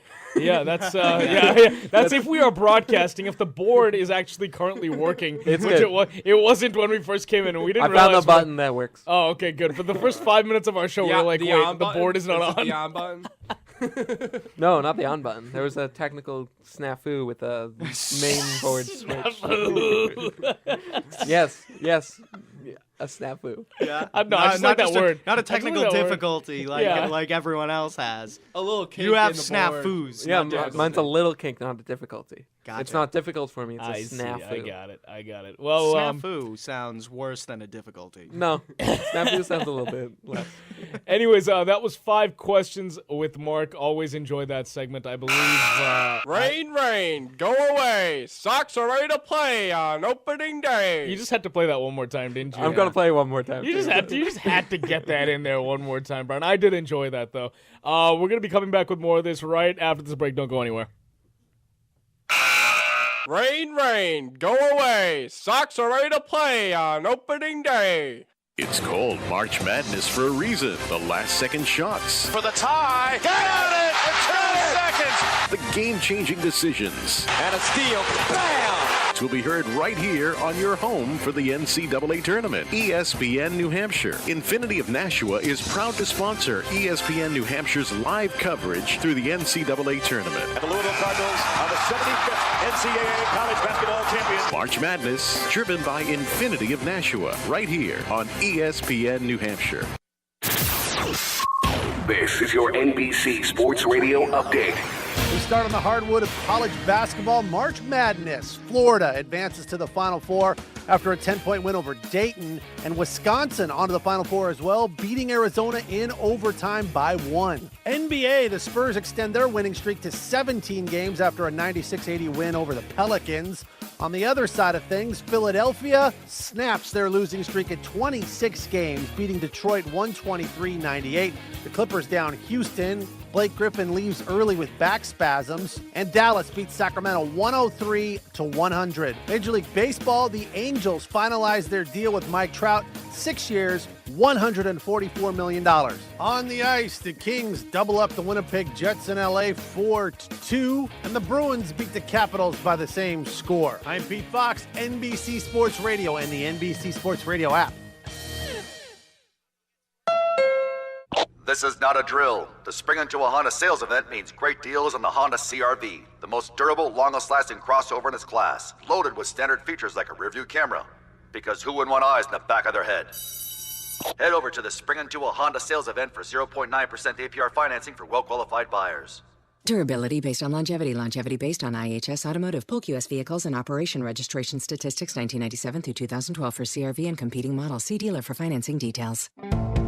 Right now at the Home Depot, 3 bags of Miracle-Gro 1 cubic foot garden soil are just $10. So, let's get our plants off on the right feet with garden soil enriched with plant food that keeps feeding their roots up to 3 months. They'll hit the ground running. Let's do this. Spring into savings with 3 bags of Miracle-Gro garden soil, just $10. More saving, more doing. That's the power of the Home Depot. While supplies last, U.S. only. See store for details. Holiday season, retailers will be slashing prices to lure shoppers. That's why the National Foundation for Credit Counseling wants you to shop responsibly and consider these tips. Take a list with the amount allotted for each person's gift. Take breaks to see how much money you've spent. Make a scouting mission to the stores without your credit card so you don't wander the aisles when you return. For more tips and advice on how to protect your credit lines, visit the NFCC at debtadvice.org or call 1-800-388-2227. A public service from the NFCC.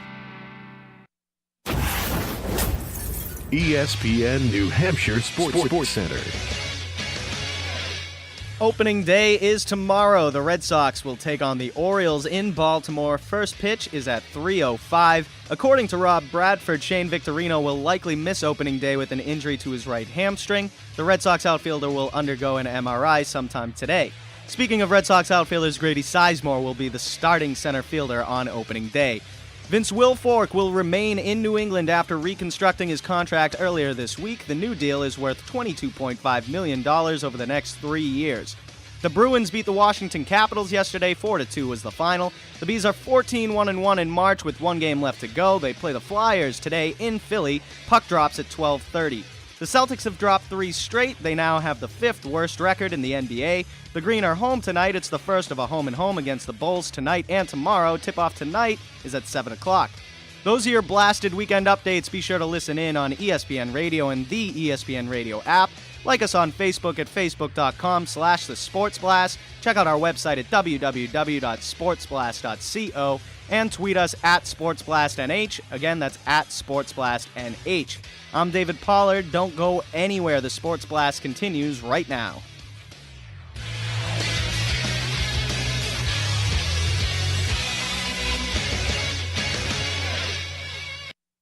You're listening to the Sports Blast. Things going on in sports today that will make your brain fall out of your skull. Only on ESPN New Hampshire and ESPNNewHampshire.com.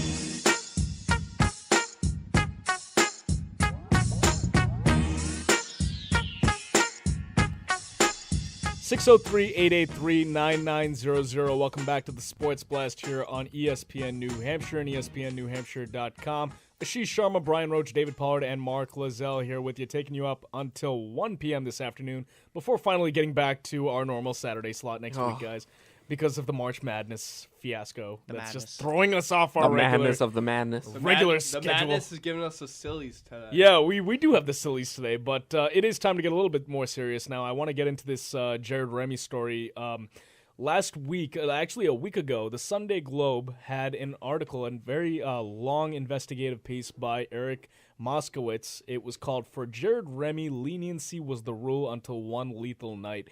And just reading this article when it came out last week, guys, and just seeing the rap sheet that Jared Remy has had really since his teenage years, it's quite shocking. It really is quite shocking when you go through these incidents and you see the number of violence, alleged, or rather actual documented domestic abuse and different things. The list goes on and on and on, and it really spreads. It's not just with Jennifer Martell, where there were incidents with her before he did allegedly murder her. It was past girlfriends as well, and you just see a history of violence here, and it really makes you wonder, why wasn't this guy put behind bars earlier on? Yeah, I don't find any resolution in this guy being not guilty. It's mind blowing. I mean,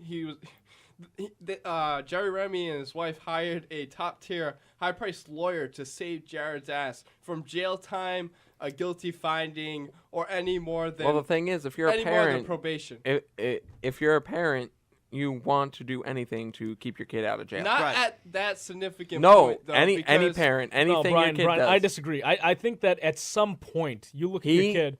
I know it's domestic abuse and that's all bad and everything, but he didn't murder a lot of people. He murdered the one. Yes, Brian. It's not about murder. It's not about the murder. That's not what I'm saying. This kid is clearly troubled. Since he was 17. Okay. 17 years old. All right. And Jerry Remy doesn't. You want to keep your kids out of jail. You want to make sure. Not if they are this disturbed. If they are this disturbed to a point where. Well, maybe at that point it was too late. Can I just say real quick? I'm going to do something crazy, and I'm agreeing with Brian here. Oh my God. And the reason for which is because, I mean, we're all young guys. We have no idea what it's like to be parents. And I'm sure that every parent has different breaking points with their children. Yep. You know, I know my parents have breaking points with me. I'm sure yours have their own with all of you guys. So I think that from an outside perspective, it's really easy to say that they should have predicted that something terrible was around the corner. Yeah. But as a parent, you are trying to help your kid get better. They didn't just pay for lawyers, and they didn't just pay to get him out of jail. They paid for psychiatric help. They tried to get him clinical time so that he could help his mental rehabilitation. Sure. Obviously, there's something wrong with him. But as a parent, you're looking at your kid, you're trying everything. Going to the end of the earth in order to try and get them back into society, functioning as someone who but can. He's not going to function. He wouldn't have. I agree. But that's again, thing. I'm not saying I agree. I'm saying from an outside perspective, it's very easy to say what you guys are saying, which I somewhat agree with on an outside level when you look at it just down on plain paper. Yeah, the guy had problems. Yep. Probably should have been behind bars multiple times. He had 20 different criminal cases, mostly for charges, mostly for violent offenders, intimidating women, all that stuff. He's 35 years old. It's been going on since he was 15. Obviously, there was something wrong, and now he's killed someone. And that right there is why we're all even talking about this. Yep. You know, we wouldn't be saying Jerry Remy is potentially a bad parent, or his wife shouldn't be throwing money at him to help him out. You know, we wouldn't be saying those things if the tragedy didn't occur. The fact is, the tragedy did occur. Yeah. Jared Remy is, for all intensive purposes, a monster. He killed somebody after abusing women for the majority of his life. Oh, yeah. Clearly, there was something in his. You look at everything in that guy's life. You go back to his childhood. You have to look at his upbringing, and really, that's where I place a lot of the blame on the Remys. Is they didn't do a good job with this kid. Oh, yeah. They did not. And you can Well, say it's you could outside, but bad parenting, parenting is something that contributed and here's to the this. thing. A lot of people have come into the defense and say, well, it's one kid. No, look at Jordan Remy. Look at Jenna Remy. Yeah. They're not exactly They saints. have problems, too. They're not exactly saints. Jordan Remy, his other son, Jerry Remy's other son, he was booked for sexual assault. Yeah. Jenna Remy, last summer, was arrested, and she resisted arrest. And she punched and kicked a cop, and she was pepper sprayed. So all three of his kids have issues. So now this raises the question. We see a pattern here. We see a trend. Now can you kind of raise a question to the parenting? Maybe they could have been too strict, and they are just lashing out. I think Or he was Jerry- a ball So he's player, a though, baseball Brian. player, so There he is no wasn't- strictness there. He wasn't home. He wasn't home to be with those kids. Right. Okay, So, so he kind of it loses was, that. it was mainly the mom. Remy and his, I'm pretty sure, I- and I don't have anything to back this up, but I'm pretty sure that Remy's the bread earner in that family. Yeah. And for that reason, I believe that his wife probably took care of the kids. Yeah. Right. That's not only the way that these kids turned out, you can't pin it all on the wife because she's the one who took care of them. Remy was a ball player. His wife likely was right alongside him, living that lifestyle, the lifestyle of a baseball player, and now he's the Rem Dog. He's got Jerry Remy's restaurant. He's got a name which is huge around Boston and New England. Yeah. You know, and this is why I look back at all of the times they threw money at Jared's problems to try and keep it from the public, try and keep him out of jail, try and keep it from becoming a story. And that's where I also look back at the profession of Jerry Remy and the name Rem Dog, Jerry Remy, president of Red Sox Nation, all that stuff.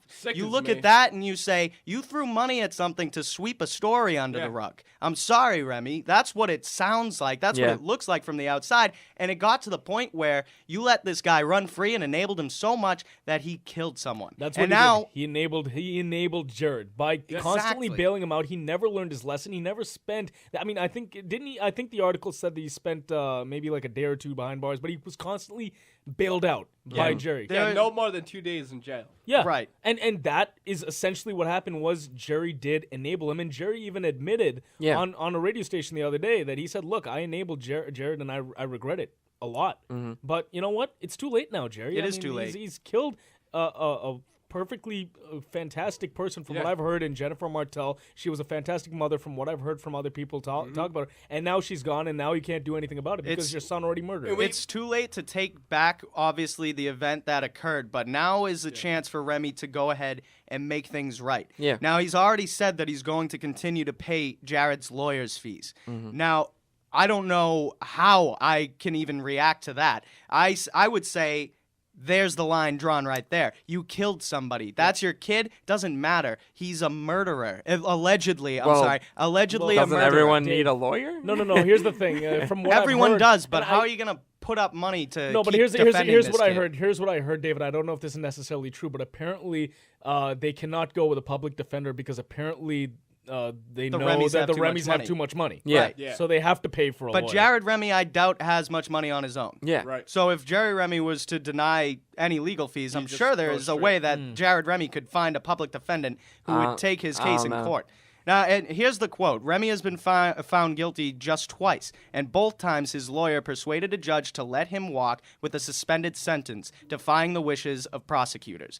So, obviously, there's been some other crap going on with all of these cases, where his lawyers are doing absolutely everything. And yes, you pay for those lawyers, you pay top dollar. Yeah. Those lawyers are going to be the lawyers that find you the loophole and allow you to go back out onto the street. And that's why we talked about this situation when it came up. You know, Jerry Remy's place in the Nesson booth. It gets worse. This is just bad. The history that Jared Remy has had has been troubling. It's been a trend, and that's what you don't want to see with your kid. And it seems like it's just been ongoing. Remy and his wife should have put this on a hold, on a halt. Sit down the kid, put him in seriously intense medical care. Because they did try that and it didn't work. Well, at some point you got to draw the line You and say, gotta draw the line. you know what, just arrest him, put him in, send him to a psychiatric hired a hospital. high-priced lawyer who succeeded 5 for 5 in the cases with Jared not guilty. I'm the more and more I think about it too. I feel like Remy was the guy who said, they know we have money, so we wouldn't be able to get him a public defendant. Anyone has the right to an attorney. If you cannot afford an attorney, one will be afforded to you. It's in your Miranda rights. If Jared Remy can't do it on his own, someone is going to appoint an attorney. Well, once to that again, guy. How do it's they his know kid. that since they've been through all this crap? Look, Remy also said, I don't know much about the legal system in that interview. So listen, here's what I think. As far as Remy making things right, you cannot take back what your son did. You could, however, stop throwing money at him to try and help him. And you know where the money should go? To his kids. To the kid the one kid that now no longer has a father or a mother. They're going to be giving money to him, too. And the one kid that doesn't have a mother now is gone. So there's 2 kids involved here. Okay. That's how you make it right. You take care you don't of them. think they're not going to? They might. They haven't mentioned it at all. And Yeah, they have. and you're making it easy for Jared because he doesn't have to work for that money to hire a lawyer too. So now his money isn't. They get they get paid by the state. You know Public where defenders get paid I by would the have state. I would have a lot more respect for Remy if he, and I'm not saying it's contingent on whether or not he quits his job that he has to go and take care of these kids, but if he were to leave the Nesson job and just spend the rest of his life trying to take care of these kids. Doesn't someone have the right to do their job? Absolutely, they do, and he does. I'm saying that when you look at it on this whole full scale, he doesn't have now, much time left in the booth anyway. He's got to at his be age. there for those 2 kids. What do you mean he doesn't have much time left in the booth? He's got till till 2017. He's under his contract with Nesson until 2017. Okay, then he is at constantly 2017 he can leave. He's been saying, I work for a lot of smart people, and that if they decide it's time for me to leave, then it's time for me to go. And he's not resisting that fact. And remember, it's John his Henry. decision. And remember, agree. John Henry owns the Globe. So he allowed this story to run. He allowed the story to run. So obviously he's showing kind of balls here to let this run and still keep Jerry in the booth. Right. Because he also is the Red Sox own Nesson. They're a majority owner of Nesson as well. Here's what Jerry should do. The money that he earns moving forward goes to the kids. It doesn't go to Jared. That's what I'm saying. It doesn't go to him. Take care of It should them. be going to the kids. You know, you if need to take. He is. If I've heard stories that he's taking care of everything. And he should be. And that's because that's how you make it right, honestly. Yes. When you look at this whole situation, what's done is done. How do you make it right, Jerry? That's what you have to look at if you're Jerry Remy. Maybe it's not leaving your job. A lot of people are calling for it. I'm not saying he should leave his job. I've heard people they're not going to watch Red Sox games because it reminds it's a little difficult to well, like if you're a person on the outside, like why does it matter if it's affecting other people when you're watching because him? Of the situation, you're aware of what happened. I'll give you my broad spectrum of sports. He didn't do it. He didn't do it. It was his son. Sports are escape from reality, though, correct? That's what it boils down to. Yeah, and it's Jerry Remy's go escape. and you watch sports. You want to watch the Red Sox. You turn on the Red Sox. You listen to the Rem Dog. You listen to Arcillo do their thing. It's an escape from reality. Now the reminder is constantly there. When you hear Jerry Remy's voice, you know what's happened, and you're back in reality. You can't get lost in that baseball game with Jerry Remy you announcing should be it. able to Then because you- Jerry then Remy it's can. It's do not it. easy though. You can see It why was people his son. struggle It's with an act, Brian. It's not an act. It is an act. It's No, a character. it's that his he's putting job. on. It's a character. Just like when we go on the radio, right? When any radio or media personality, when they go on the air, it's a somewhat embellished version of themselves. We all agreed, right? Yeah. So Yeah. that's Jerry Remy doing his embellished character. Yeah. He's not always like that. We don't know that for a fact. He True. knows what's happening. He might go home and cry because of this whole damn situation that is plaguing him and that's going to plague him for the rest of his but life. So when you can't go and blame you watch him, him, you can't make him the bad guy. Because I'm of not this. making I'm him not the bad saying guy. that. No, I but never said people he's the are. bad guy. People are saying, No, let's people- boycott the Red no, Sox. People are saying they can't separate what happened do from think- listening to him on a broadcast. Yeah, I know. Which I Surrender. understand why people struggle with that when sports are your escape. Yeah. That's what it's for. I That's do- what sports are for. I do think this article is making matters worse, though. It is making this story into a serious and legit story.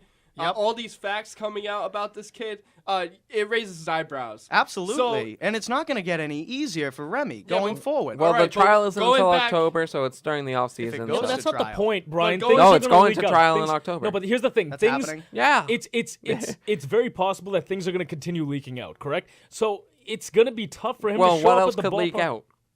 What- Anything. We don't know. We're not on What the if something inside else of this comes out? Well, situation. yeah, we don't know. His whole Do we know for a fact that this is history the is end? out. Do we know for a fact that this is the end of that? I don't think I'll so. tell you, What if more people come out? One thing is Ashish just mentioned, his other two kids have problems of their own. One of them could end up having a problem Brian, during this when the whole turbulent when time the whole in sen- the family. You never know. You don't know. That's what I'm saying. Jerry Remy Brian, could I'll be give you two done examples. enabling. Brian, I'll give you two examples. Sandusky and Tiger Woods leaking stuff out week after week. One person after the other was coming out. The same thing might happen here. Hey, yeah, Jerry Remy did this, and Jerry went out and got him out. You don't know. That's Well, the I'm point. just saying his whole history is already leaked out. No, but you're missing the point. Might There not be might his be whole more. history. That might not be the whole history. There might be more stuff. I'm And pretty sure they and would there have might be all the stuff legal there might be documentation of stuff, everything. God forbid, that But Jerry they did may to not get have him out. released it, In Brian. light All for right. Jerry moving forward, he has to be here for the kids. With Jared's kids. Yeah. All right, guys, we got to take a break right here, but we'll continue this conversation on Jerry Remy right after this quick break. Interested in pursuing a career in radio or television? Visit NHAB.org, the online home of the New Hampshire Association of Broadcasters. Visit our online job bank at NHAB.org to view current job openings and even post your resume for potential employers. Students, visit NHAB.org to apply for the NHAB Student Broadcaster Scholarship and learn about available internships. NHAB.org, the online source of Granite State Broadcasting. Hey, got a question. Do you like bacon? Who am I kidding, right? Everybody loves bacon. You want more of everything you love about bacon, then you need to pick up Wright Brand Bacon, the bigger, better bacon. Wright Brand Bacon is cut extra thick and meaty, so every slice is a big slice of bacon heaven. When you've got Wright Brand Bacon sizzling on the grill, its enticing scent is impossible to resist. So hearty and juicy and incredibly delicious. Wright Brand Bacon is the stuff bacon dreams are made of. Wright Brand Bacon, the bigger, better bacon. Visit biggerbetterbacon.com. This week, progress from the ordinary, the expected, and try something different in your cocktail. Introducing Shellback Caribbean Rum. New Shellback Silver and Shellback Spice Rum, imported from the Caribbean. Shellback's smooth and flavorful taste is a true progression from other rums. Shellback Rum is extraordinary in the way that it enhances your favorite rum cocktail or simple rum and cola. So this week, progress to Shellback Rum, rum found worthy. Copyright 2013, Grand Antilles Cane Spirits, Modesto, California. All rights reserved. Please drink responsibly. What if we got rewarded for every good decision? Dinner. Meal needs a vegetable. Check. Amazing! Vegetables cooked with a healthier oil instead of butter? Fantastic! Replacing bad fats with healthier fats, like those in canola or vegetable oil, is good for your heart. Take up the challenge for good health, because the you of the future will say, Fantastic! Visit heart.org/face the fats. Canola Info proudly supports the American Heart Association's Face the Fats campaign. I never get the flu. My kids don't need more shots. I don't have time. We're all healthy. My asthma's under control. I'm pregnant. I've had the flu. It's not a big deal. My kids are too old for flu. The media is exaggerating. I can fight it naturally. No matter how you build your excuses, the flu can blow your house down. Keep your foundation strong. Vaccinate. Learn more at flu.gov. A message from the U.S. Department of Health and Human Services. They fought for our country. They defended our way of life. And now they live on the streets. Those same streets they sacrificed their lives to protect. Right now, there are over 600 homeless veterans living in New Hampshire, and over 7,000 are at severe risk of becoming homeless. If you know of a veteran that's been forced to live on the streets, or could be at risk of losing their home, or if you just want to learn more, please contact Supportive Services for Veteran Families at www.harborhomes.org. They defended our way of life, and now you can help them get back to the way of life they fought to protect. ESPN New Hampshire Sports Center. Opening day is tomorrow. The Red Sox will take on the Orioles in Baltimore. First pitch is at 3:05. According to Rob Bradford, Shane Victorino will likely miss opening day with an injury to his right hamstring. The Red Sox outfielder will undergo an MRI sometime today. Speaking of Red Sox outfielders, Grady Sizemore will be the starting center fielder on opening day. Vince Wilfork will remain in New England after reconstructing his contract earlier this week. The new deal is worth $22.5 million over the next 3 years. The Bruins beat the Washington Capitals yesterday. 4-2 was the final. The Bees are 14-1-1 in March. With one game left to go, they play the Flyers today in Philly. Puck drops at 12:30. The Celtics have dropped 3 straight. They now have the 5th worst record in the NBA. The Green are home tonight. It's the first of a home-and-home against the Bulls tonight and tomorrow. Tip-off tonight is at 7 o'clock. Those are your blasted weekend updates. Be sure to listen in on ESPN Radio and the ESPN Radio app. Like us on Facebook at facebook.com/thesportsblast. Check out our website at www.sportsblast.co and tweet us at SportsBlastNH. Again, that's at SportsBlastNH. I'm David Pollard. Don't go anywhere. The Sports Blast continues right now.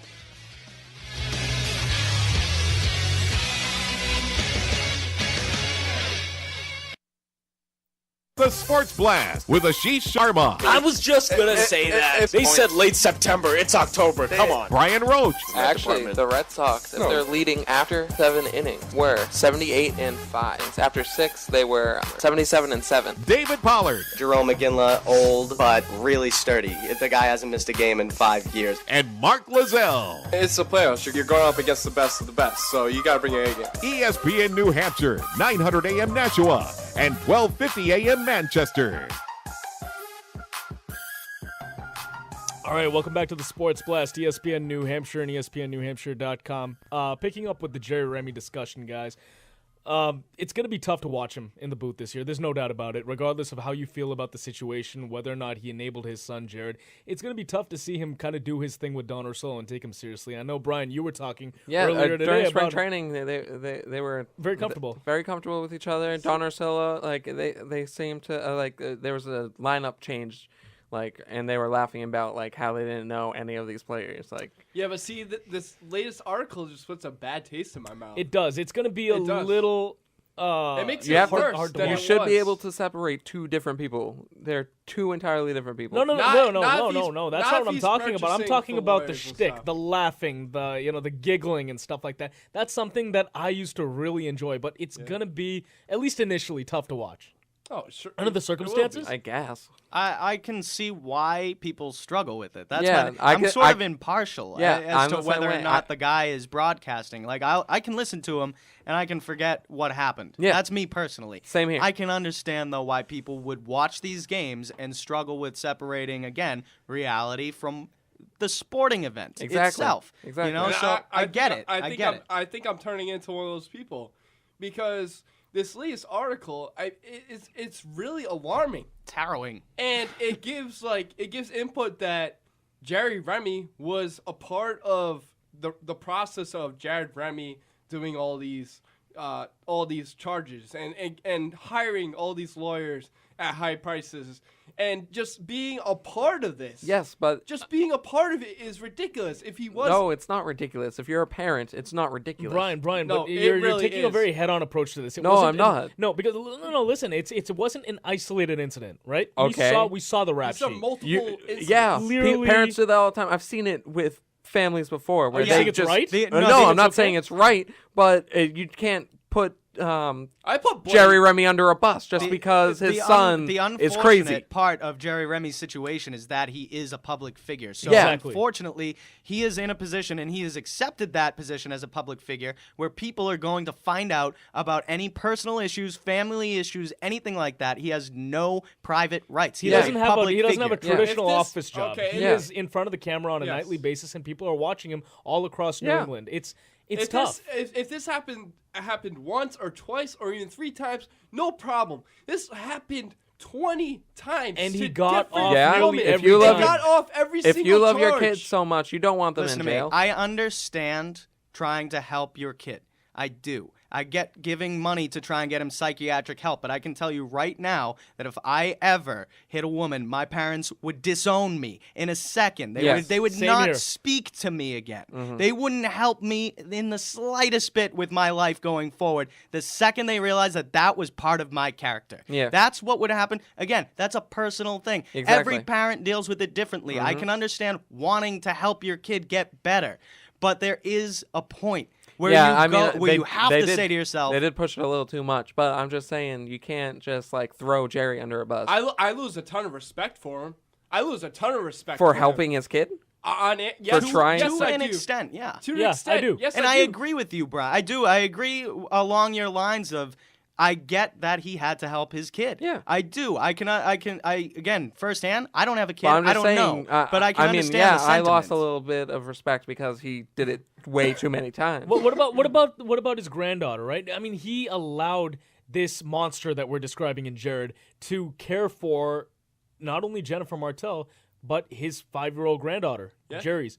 I mean, how would you allow this? I would say, you know what, I'm not comfortable Maybe he's having good that with the kid. No, we don't know that. The thing is, we don't know if he's good or bad. bad. Exactly. So don't say he's a monster to the little kid. In this article, I need to find the quote for you guys, but in the article, I read it. There was a part where it was mentioned that there was an incident where Jared was hitting his wife while holding the child. Okay, yeah, that's uncalled for. You can't even deny how many problems. Here you go. I found it, guys. This is the line. This is the line that Dave is talking about in the article. Compared to what he had been charged with in the past, this is Jared beating and choking his ex-girlfriend while she held their baby, cracking a friend over the head with a beer bottle in a jealous fit, elbowing and cursing out a police officer, the case that landed in Lowell District Court in January 2001, seemed minor, threatening to commit a crime. So, yeah, right there. That right off the bat should tell you the character of Jared Remy. And the fact that this guy got off that many times for those kinds of crimes, these aren't traffic violations, man. Reread all these cases. They are extremely alarming. These are extreme cases. Okay, Ridiculous. well, I'm just saying, maybe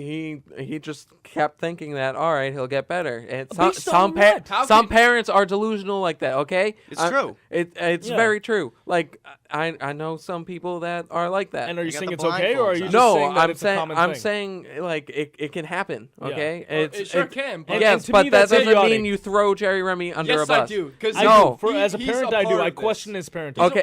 I question Phoebe, too. Here's the other question. You're going to have little kids watching these games. Yeah. Right? Okay.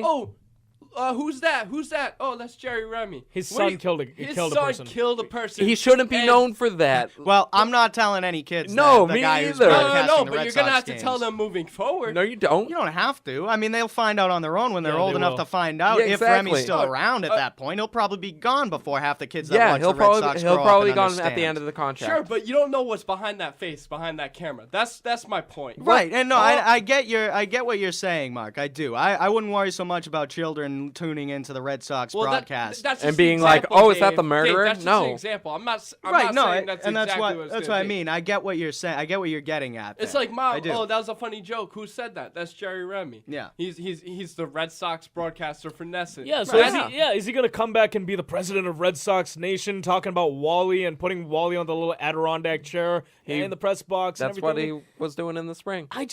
It's a little iffy. It's a little tough iffy. to watch. I'm not gonna lie, Brian. It's a little tough to watch. I love the Rem Dog. It's his job. I'm not denying he has the right to have a job. Absolutely. Look. I'm We're saying all for Red Sox Nation. He's been It's broadcasting in the Nesson booth for what, 26 years? We're all under the age of 26, so we've basically had Jerry Remy our whole lives. Yeah. So it's certainly going to be difficult if he decides to step down. But my thing is, But I don't think he should step down because of this. No, I think he will by the end of the season because of stuff that's going to leak out. I think it's going to be too much. I think he's going to step down. Way too heavy. Listen, before this article came out, I was fine. I said keep Remy in. You know, the jokes during spring training, they were fun.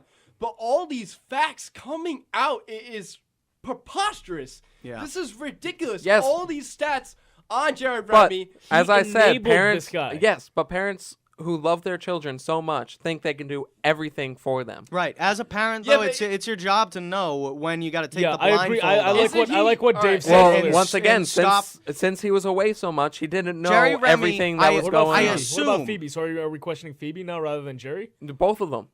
I assume that the two of them both have their own moral standards Exactly. that they hold themselves to and should expect their children Jerry to. Remy's gone half the year, so he kind of like But has a bigger Where's the blindfold. moral line? I'm saying, if there's a moral line that you can't cross, it should be the same moral line for your children. It should be. He's not going to learn anything if this stuff keeps happening. And Jerry Remy is paying for all these things.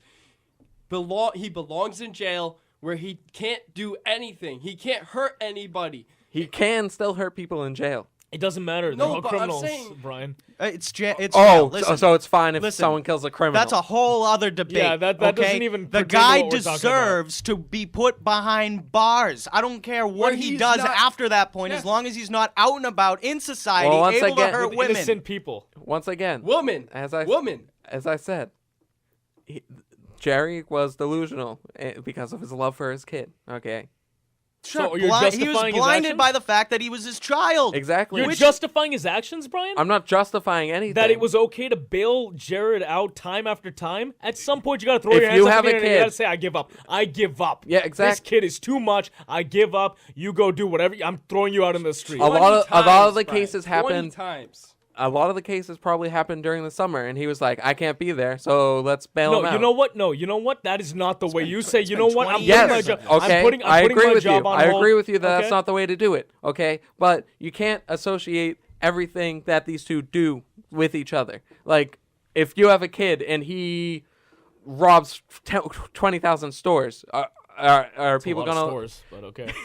are people gonna look at or should people treat you like they're treating Jerry Remy right now? No, Okay, because but he didn't kill anybody. would you guys agree with the following statement? What Would if you guys, in like two of them, your son? You're a bank shot someone? robber? Yes. You're a bank robber. It's not like you've murdered somebody. Yeah, okay? there's a difference I would between still abuse- Did you disown hear my what I son just said? For the Did you illegal hear what I activity. just said? If he killed I somebody, said in two of them he killed someone. then yes, Brian, Yeah. you have to cut your kid off Yeah, at some yeah, point. if he's a murderer. You I'm- can't just let Yeah. a kid run amok because And- he's and your you guys kid. agree. And Brian- Hasn't he? And he not killed a tried woman. to get him out of jail right now.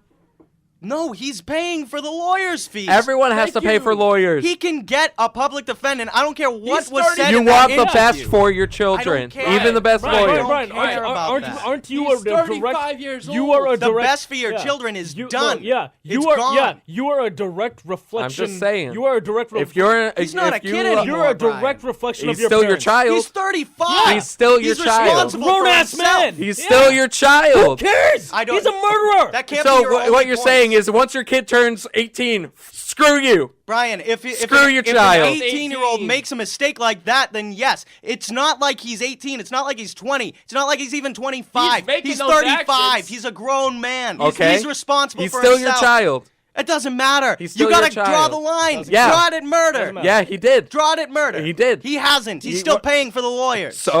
So there you have you it. still you want to still pay your lawyer fees? No. You're already You can committed say- to your No, lawyer. I'd say, buddy, you're on your own. You up and killed somebody. Brian, you are that on argument- your own. Good luck. That argument would have been known through 5.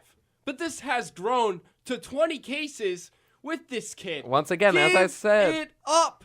Release it. If you- Release if the you- passion for this kid. he probably I'm sorry. loves his kid way too much. That's all I'm saying. Yeah, well, Brian, he has your to argument realize. makes But it no sounds- sense. How does that make Your no argument sense? makes Sounds no like- sense. it He has sounds to like- realize, hold on. He has to realize that he is better off putting his kid in jail where none of Yes. these charges can Some happen. parents don't feel Ever like that's the best thing. Brian, it I- is the You're best idiotic. thing. It is sounds the best like- thing. I would Once be honest, again. but Brian, if my kid is a psychopath, I am putting him. And please take him. Take him. Doctors in white coats, please take him to a psychiatric hospital. Take him to an asylum. Put him in jail. I don't killed care. a woman. I don't Especially want him with in the all- streets. all of He's what my happened kid. prior He's to my the kid. murder. I will love him until the day I die. I do not want him out on the streets. Well, Period. as I said, some parents don't. But it But it that sounds can't like be you're your justifying argument. it. That It can't sounds be your like you're argument. It justifying sounds it. like it's It can't justified. be It Jerry sounds like Remy's you're argument. justifying No, I'm not justifying it. It at sounds all. like you are. No. So I get the Remy perspective. He loves his kid. Yeah, Great. that's what I Great. was saying. Awesome. That's you all love I your was kid, saying. So you and can't he's a love your kid murderer. even if he's behind bars. You can still love Allegedly. him if he's behind bars. I keep forgetting allegedly. Some people just allegedly. think they should keep him out of jail. Some people think they can It's fix wrong. it. His No. record Those says people would be wrong. His record says everything. We gotta It's stop. Yeah, we gotta stop this argument. We're going to commercial. We'll be back with more of this. We're actually talking about the Bruins after this quick break. Don't go anywhere. ESPN New Hampshire.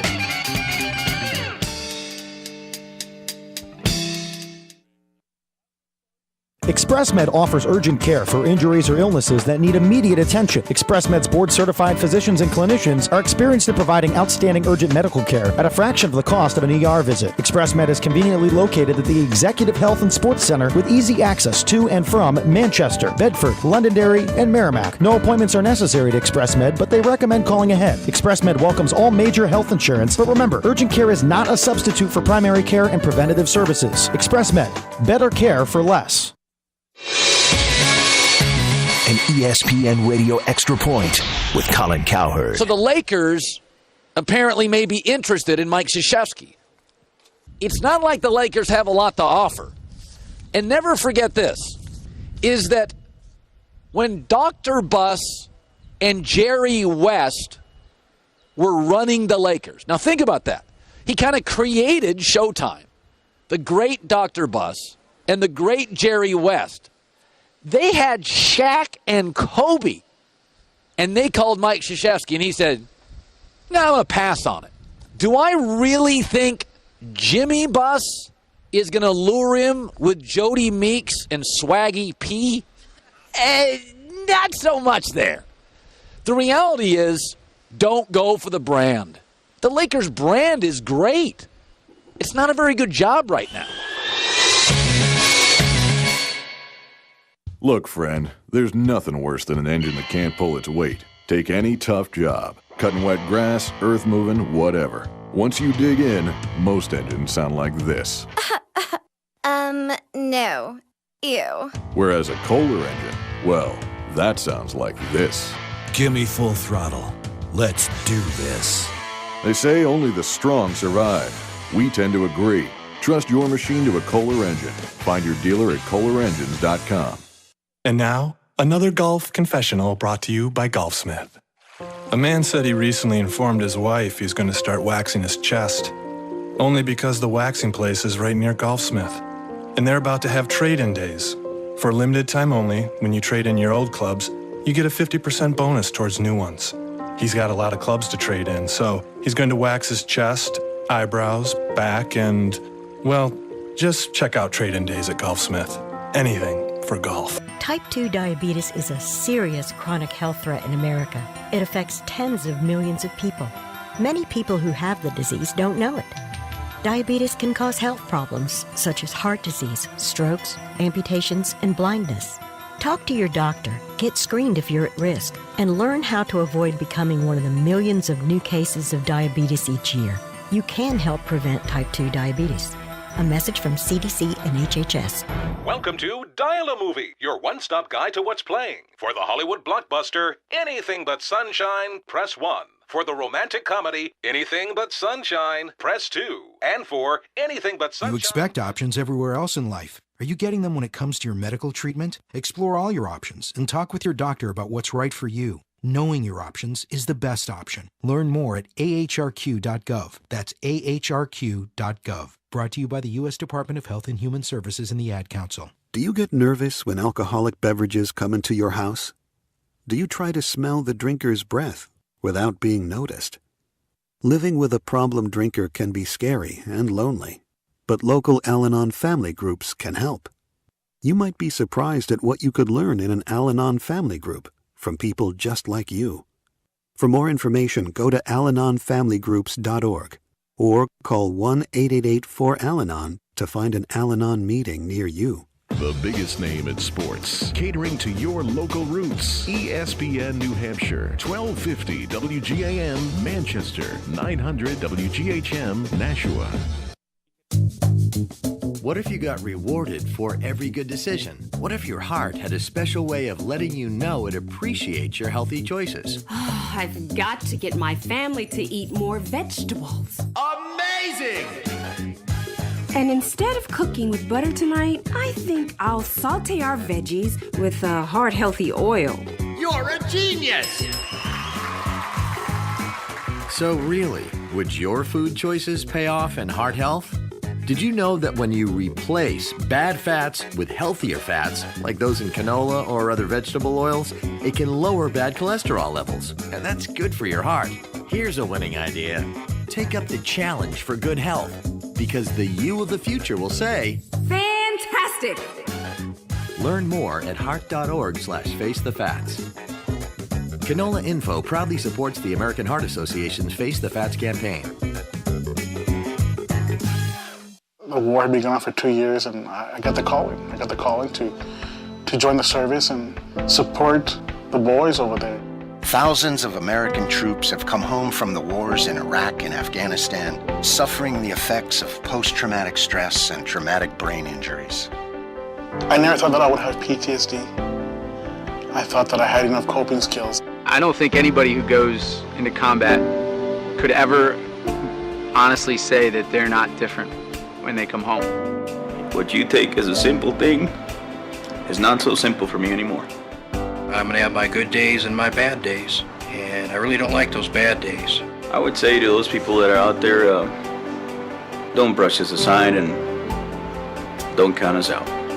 Help the USO support these troops and their families. Hear more of their stories at usoinvisiblewounds.org. The wounds are invisible. The stories are real.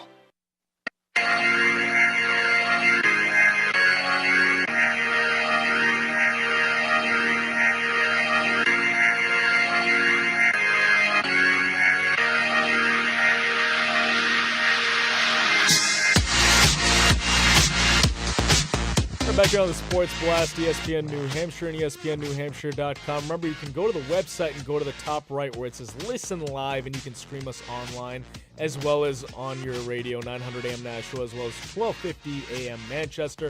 Switching gears here now, guys, to the Bruins. Unfortunately, their win streak was snapped earlier this week at the hands of the Habs. Yeah. Tisk, tisk. The hated Canadians. Yeah, lost 2-1 in a shootout, but they bounced back in a big way against Chicago, and all of a sudden we feel a lot better about this team. Patrice Bergeron, he's been on fire lately. Six straight games with a goal. Yeah, absolutely. So, it's fine. Still a red-hot team right now with the Bruins. Clinched the Atlantic. Looking real good right now. Oh, they're looking great. And speaking of Patrice Bergeron, I think, and this won't happen, but he should get some serious MVP consideration. Oh, yeah. He will be considered for the Selke as the best defensive forward in the league. He should be. He'll probably win. He's the this best year. all-around forward in the game. I think based on what though. he does for the Bruins and basically being the staple of that offense and creating what about two-way. Iginla, too? Iginla could get 30 goals. See, Iginla has contributed offensively. Well, the thing is, but the I think first 15, 20 games, he didn't do much. No, he was slow building chemistry with that line, sort of,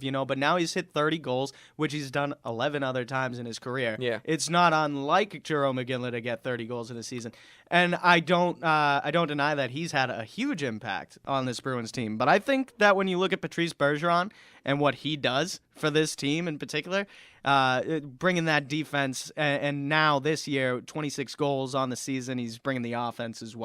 So I think he deserves some serious MVP consideration for the job he does everywhere on the ice. See, I do too, but I think what will hurt him most is the goal production out of the Bruins. Mhm. And Tuukka Rask's awesome goaltending, and their defense is strong. So Yeah, it's true. And you can say the same about Tuukka's chances at the Vezina Trophy. Right. It might be that the team is too good for Tuukka to actually win Best Goalie of the Year. But if the NHL were to give Patrice Bergeron the MVP, they would have to go over some tape and realize how effective he is on every skate time that he gets. Yeah. I mean, he touches the puck and magic happens. It's seriously, and especially lately, like Brian said, he's got 6 goals in the last 6 games. Yeah. Or he's scored in 6 straight. He might add a 6 multi-goal game in there somewhere. Yeah. But, when you're looking at Bergeron in terms of his career, he had that 31-goal season at the very beginning, right when he came into the league in 2005, 2006.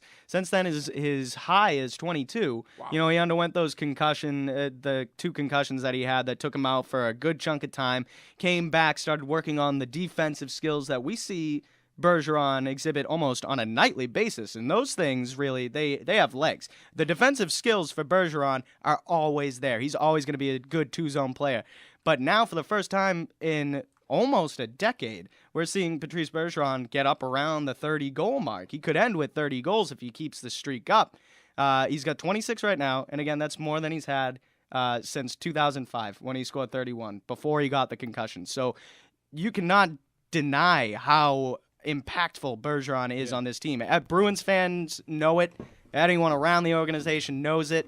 But I think that the NHL should recognize this guy as a very possible candidate for the Hart Trophy and the MVP of the NHL. Well, Definitely. Even the assist column. I mean, it's there too. But in the past, I don't think it has. I think it's been more about scoring goals. Who, Bergeron? Yeah. Bergeron's always been somewhat of a playmaker. He's an all-around. He's got a good eye for the ice, guy. and it's really, again, after the concussions when he wasn't scoring, it was time to focus on your defensive game. We're going to teach you how to be one of the best defensive forwards in the league, and that's what he is. Mm-hmm. He's the best. You could honestly say, and it's not a hands down thing because Jonathan Toews in Chicago is phenomenal. Did you see what he made Taves look like? And that's what the other night against the Chicago Blackhawks, Patrice Bergeron made a very big case for himself there. Small sample size. But I mean, I knew someone was going to bring that up. It does weigh a little bit heavily and I was very impressed with the 3-0 win over the Blackhawks after losing for the first time in 13 games they had the win streak going? Like a month. 12. They had 12 game win streak. They lost. It was basically like a month.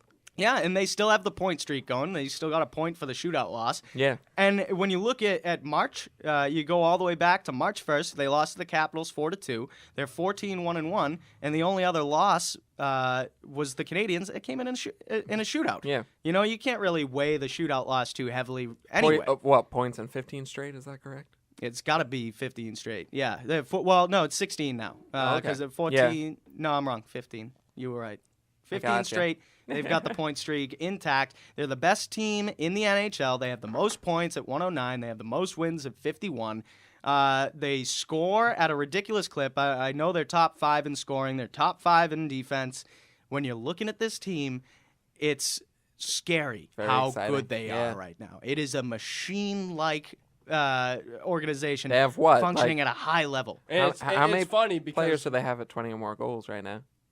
I want to say 5. Yeah. That's ridiculous. Which is pretty impressive. Yeah. And there's, Krejci's closing in on 20. I think Soderberg might have 15 at this point. He's closing in on 20. Iginla's at 30. Iginla at 30 is awesome news for the Bruins. Yeah. Especially What after a the slow pickup. start. Especially after the slow start this year, we're like, oh, Jerome Iginla is not really resembling his former self. But very quickly got back to the Jerome Iginla. Yeah, he's that had, was- 9 goals in the last case 10 that games? Something like that? He's hands down the MVP for the Bruins right now. I wouldn't say hands down just again because Bergeron's just like without him, that but offense doesn't go. How did you know that Jerome McGinley was going to do this year? He's done it in the past. Last year against with Pittsburgh? Well, no, I don't think so. he really. I think he's a guy. When you look at he's been with the Flames his entire career. Yeah. Prior to last year, he's a guy that comes to Pittsburgh and he does okay. Now at the beginning of this season, he comes out slow. Well, he probably didn't get as many offensive chances with the Pittsburgh Penguins because he got plenty. Because of Sidney Crosby, He got because plenty. of Malkin. Yes. Trust me, Crosby's the guy setting up a guy like they Iginla. were on a Malkin is different setting up line. Iginla. Weren't they a different line? I think Iginla was on that second line with Malkin. I could be wrong about that. I'd have to look back at the games. But regardless, I look at Iginla as a guy who was on the same team all those years, went to Pittsburgh, didn't do too well, slow start to this year. Maybe he's a guy that needs to build a little chemistry with his line mates before he can get it going. Yeah, exactly. And that's what it seemed like. Once he got it going, man. He has I'm starting to like what you said a little bit more about him being the MVP of the Bruins because I think he made David Krejci and Milan Lucic better and more consistent and aggressive. We're so used to seeing them take games off. He has 9 goals in the last like 10 games. I believe. He's hot right now. He's hot. Because they see Jerome McGinley in their eye, and all they can do is just shovel it to him, and he's gonna put it in the net. It's a guarantee every time he touches the puck in the red zone. He's a model of consistency too, and that's what I think his biggest impact is for that first line with Milan Lucic and David Krejci, because Krejci and Lucic in the past in his wheel zone. In his wheels. You said the red zone? Yeah. 20 yards away from the net? But it's basically in the red zone. It's actually a little bit right. smaller. It's called the crease in the. I think it's the exact same, actually. The red zone and the offensive zone in hockey. It's 60 wheelhouse. feet. So. It's in well, his wheelhouse. I was just saying like the crease is probably what he was talking about because that's technically like the red zone in the NFL. Well, some of the goals that Ginla's scored too. Like if you've watched the little streak he's on, he had that one that deflected off a stick and trickled through the goalie's pads. Hey, goal's a goal. Goal's a goal. That's the thing. And when you're a goal scorer, the puck's gonna find the net. And when you're hot, that's how it works in hockey. And again, really, for me, he's got 30 goals. He's got over 60 points. That's great. Iginla's gonna do that. What his biggest impact for this team was making sure that David Krejci and Milan Lucic had a fire lit under their ass the entire season. Yep. They did not take their foot off the gas, which is something we've seen Krejci and Lucic do multiple times in the past. I've seen Lucic take like months off. And if any, by the way, if anybody can tell me the last 2 30-goal scorers that the Bruins have had, just the last 2. I've got 4 listed here. Tyler If you can tell Seguin? me, nope, wrong. Sergei Samsonov? No. That's a while ago. I didn't even get to say the prize, but I guess you guys don't want it. What is it? What is it? I don't have a prize. Nathan Horton? I'll tell you guys. It's Milan Lucic scored 30 in 2010, 2011. Phil Kessel had 36 in 2008, 2009. Sagan didn't he have like 29? He was close. Yeah, he had 29. That doesn't count. You got to break that 30-goal plateau.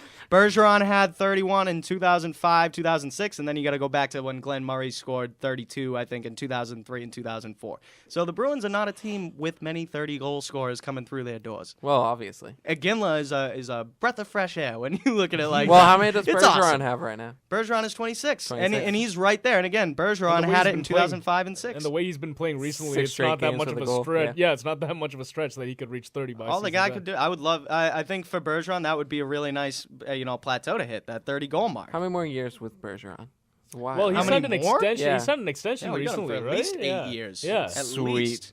Yeah, he's locked up. Listen, that's the guy I look at on this team right now, and I say that's the jersey number when you look at this team that's going to be up in the rafters. Yeah, 33 and 37. For 30. Sure. Well, wait, 33. Chara. Yeah, do you think Chara will be up there? I think Chara will be up there. I think he has a very good chance because he brought the Stanley Cup. I mean, he's here one as of the a captain. best. I mean, wouldn't you say that he's probably one of the top 5 defensemen in franchise history? Oh, absolutely. Yeah. I would definitely, but he didn't start his career Ottawa. here. Sure, that's he the didn't. thing. But if how many years did he play in Ottawa though? He played 3 in Ottawa and 1. I think he had 1 with the Islanders before Ottawa. How many years has he been with the Bruins? Like 7? It's I think they got him in when Chiarelli took over. That's when Chara came in, and I think that was 2006, 2007. So about 8 years. Well, that could have been the lockout year. So either way, it's a I think under I a decade. Chara and Bergeron. Yeah. I could see Chara's number up there. But Bergeron, when you look at him, came in to the Bruins organization when he was 18 years old. He's been with the Bruins for a decade now, and he's 28. He's in his prime. He's only getting better after coming off of those concussions from a couple years back.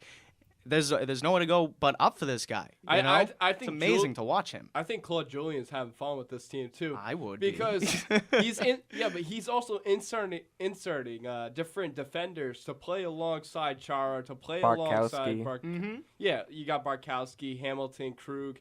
These guys had nights off, and Mazzaros is shuffled into the Mazzaros has looked pretty good too. Yeah, he has been playing good. And so they actually have a lot of. They are a dynamic group, and they have a bunch of players. Very much so. Just to insert left and right. I mean, if Chara takes a night off, they got Mazzaros to come in. They got Hamilton to come in. They have pieces to build a championship team. Right now, they are a championship team. They're right there. They're the best team in the NHL right now. They have the most wins. They got 51 wins through 74 games. Yeah. That's an insane record when you consider the winning streak that they just went on. But when you look back even further, I'm pretty sure they're 26-2-3 in their last 30-something games. Regardless, I can't do math. But regardless, we all know that. They are on fire right now, and they have been really since the season started. Just the most consistent team in the NHL. They don't have any really low streaks.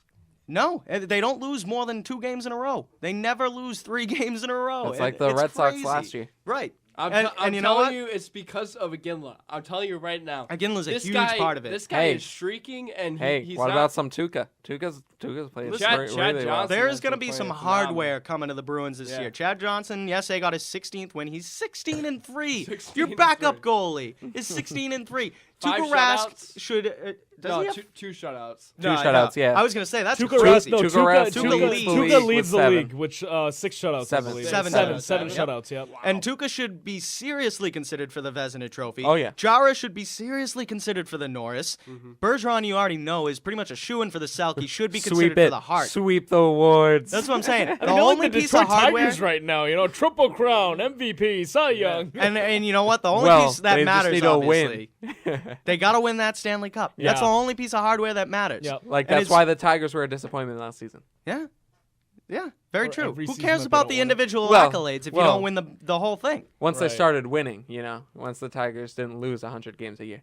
I think this is Tuukka's year for the Vezina, though, when you're talking about best it's goalie. Got to be, yeah. And obviously early on in the year, he was kind of having his ups and downs. He was slumping, and we talked about fatigue, and we talked about this and that, and now he's playing at the top of his game. Yep. And, that whole argument last week about are they peaking too soon, Well, I mean, if they could, if they could continue this, I mean, this is the You right can't time to peak be too peaking. soon. Put that nonsense to bed. What Claude has done Put with that his nonsense team, in your back pocket and Yeah. use it only when And there's it still, and comes there's to still fruition. the remote, and there's still,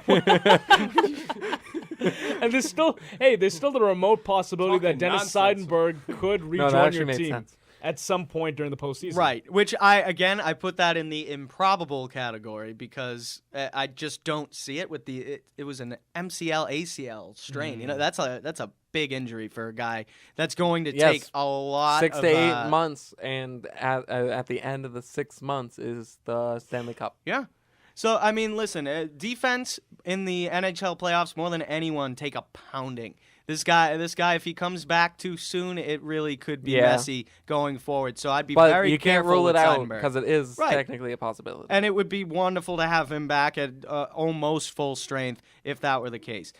What I'm most impressed with in terms of Claude Julien and what he's done with this team, you've still got that top 5 defense. You're still working from the goaltender out. You've now got a power play, and he's got this team to focus. 2 goals against the Capitals. Leads basically every category in So, the NHL. I mean, it's crazy, but he's gotten them to focus on one game at a time. They've got this winning streak going. The winning streak is behind them, and the only game they're focused on is that next one. It's impressive to see this team on the roll that they're on, and I hope that it continues when we reach the playoffs.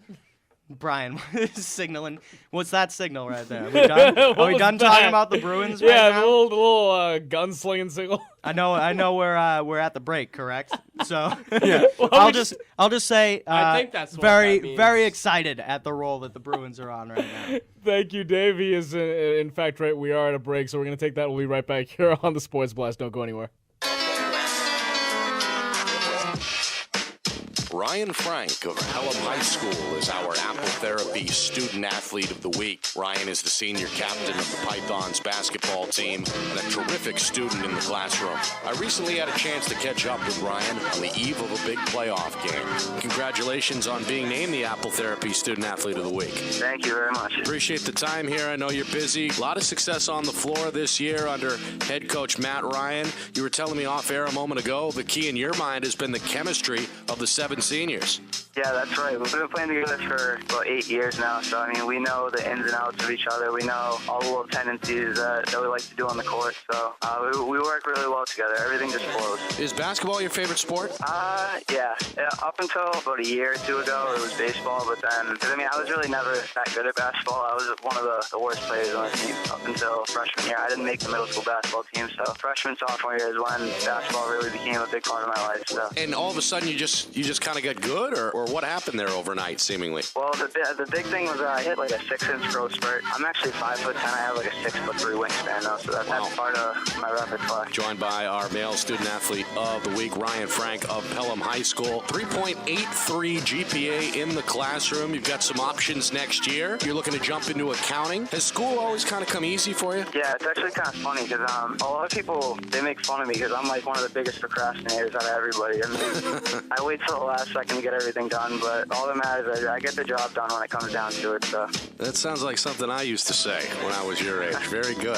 Why accounting? I've always been good with numbers. You know, math was one of my favorite subjects. I think it was my sophomore year. I took Accounting 1 as one of my classes, and ever since then, I fell in love with it. You know, it just came really easy to me. Yeah, I like dealing with numbers and taxes and stuff like that, so kind of cool. I enjoy it. You're also a member of the Student Athlete Leadership Team. What does that mean? Well, pretty much I tutor kids when they need help, so it's not bad. I like it. I'm actually a summer camp counselor too, so I kind of know how to deal with kids, but I don't mind dealing with younger kids. I'm not going to say I have a way with them, but I know how to communicate with them well. So. Ryan is now eligible for a $2,500 scholarship, which will be awarded to our male and female Student Athlete of the Year award winners in May. To find out how to nominate your son or daughter, visit ESPNNewHampshire.com. With 6 New Hampshire locations, Apple Therapy's comprehensive orthopedic rehabilitation clinics offer convenient access to a wide variety of services. At each clinic, Apple Therapy strives to bring relief to patients by assuring the highest level of care in a comfortable environment, and they are networked to most providers and all insurance companies. Apple Therapy will maintain full and open communication between you and your physicians and therapists for your peace of mind. You can find Apple Therapy in Amherst, Bedford, Londonderry, Manchester, and Nashua, and online at appletherapy.com. ESPN New Hampshire Sports Center. Opening day is tomorrow. The Red Sox will take on the Orioles in Baltimore. First pitch is at 3:05. According to Rob Bradford, Shane Victorino will likely miss opening day with an injury to his right hamstring. The Red Sox outfielder will undergo an MRI sometime today. Speaking of Red Sox outfielders, Grady Sizemore will be the starting center fielder tomorrow afternoon. Vince Wilfork will remain in New England after reconstructing his contract earlier this week. The new deal is worth $22.5 million over the next 3 years. The Bruins beat the Washington Capitals yesterday. 4-2 was the final. The Bees are 14-1-1 in the month of March with 1 game left to go. They play the Flyers today in Philly. Puck drops at 12:30. The Celtics have dropped 3 straight. They now have the 5th worst record in the NBA. The Green are home tonight. It's the first of a home-and-home against the Bulls tonight and tomorrow. Tip-off tonight is at 7 o'clock. Those are your blasted weekend updates. Be sure to listen in on ESPN Radio and the ESPN Radio app. Like us on Facebook at facebook.com/thesportsblast. Check out our website at www.sportsblast.co and tweet us at sportsblastnh. Again, that's at sportsblastnh. I'm David Pollard. Don't go anywhere. The Sports Blast continues right now.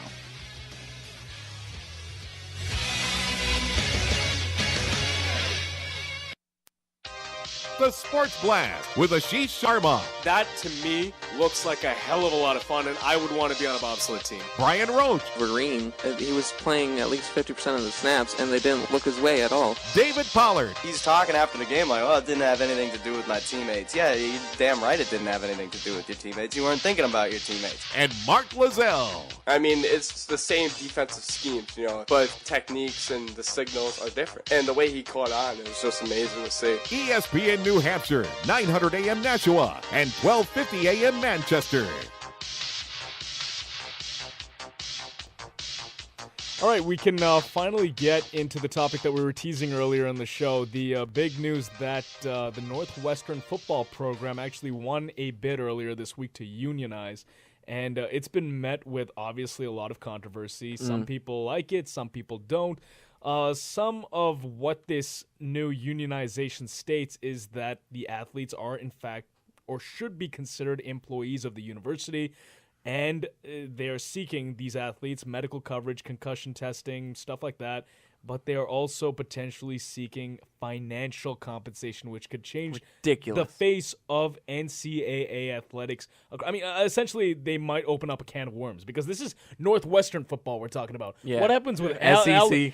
Alabama gets a hold of this, and it's going to open up a can of worms, and this is going to change the face of college athletics as we know it, and I am totally against it. You are a student athlete. You are getting free room and board. You are getting a free education for whatever that's worth, because I know if they get paid, they need to pay for their education then. Yeah. Then you do not get a free education. I mean, why do you need to be financially compensated? You're getting a free everything. You're getting a free ride through college to play your chosen sport. You get a free housing. You get free food, basically, because in your tuition you have the cafeteria and whatnot. Not to mention, like, all of the college girls you could ever want. Absolutely. Will be flocking to you. Throwing You're a college athlete. Unless you're the kicker. Well, come on. We're not arguing about semantics here. Like, oh, no, you know what? It's a D3 league. No, I'm not going to. Unless you're an Alabama kicker and you miss, 5 in a row. Yeah.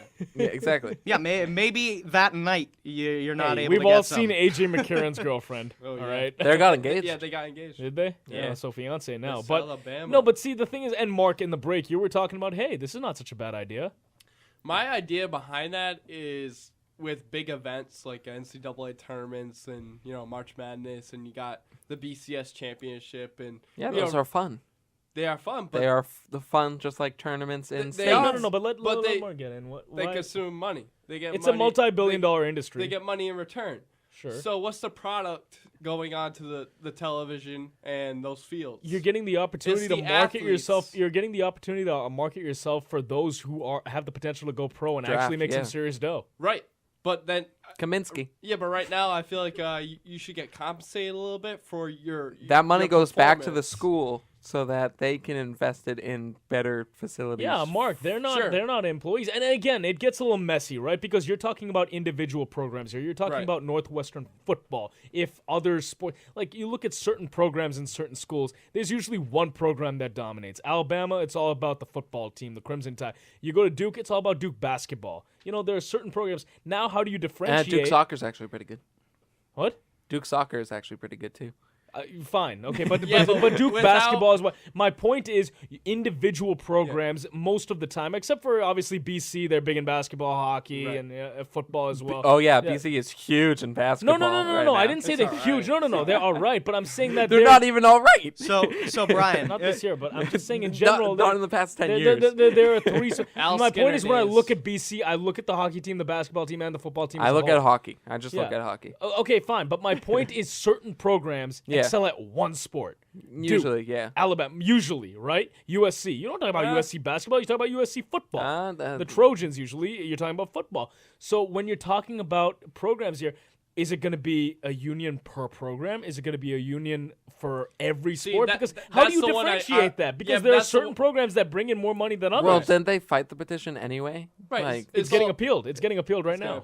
Which could take a while. Yeah, it'll take a little while. Yeah, so they probably won't even see this money when the players who signed this petition probably won't see the money. You're probably right. And another thing that I heard someone bring up earlier is Title IX, how that'll get affected. Like the women's programs now, are they going to get financially compensated the same way? Because they, I mean, again, That's what Title IX is. Not to be misogynistic in any way, but women's programs in college athletics unfortunately don't bring in the same kind of money that men's programs. That's women's basketball? No, I have but Brian, I'm not trying to be sexist in any way. I'm just saying that is a fact. That is a fact. So now you're creating a messy situation where both programs might get financially compensated the same way. I don't think this is going anywhere. No, because this is a serious debate right now that Title IX might. No, I'm just saying. I'm just saying that I don't think that there's going to be unionization of these.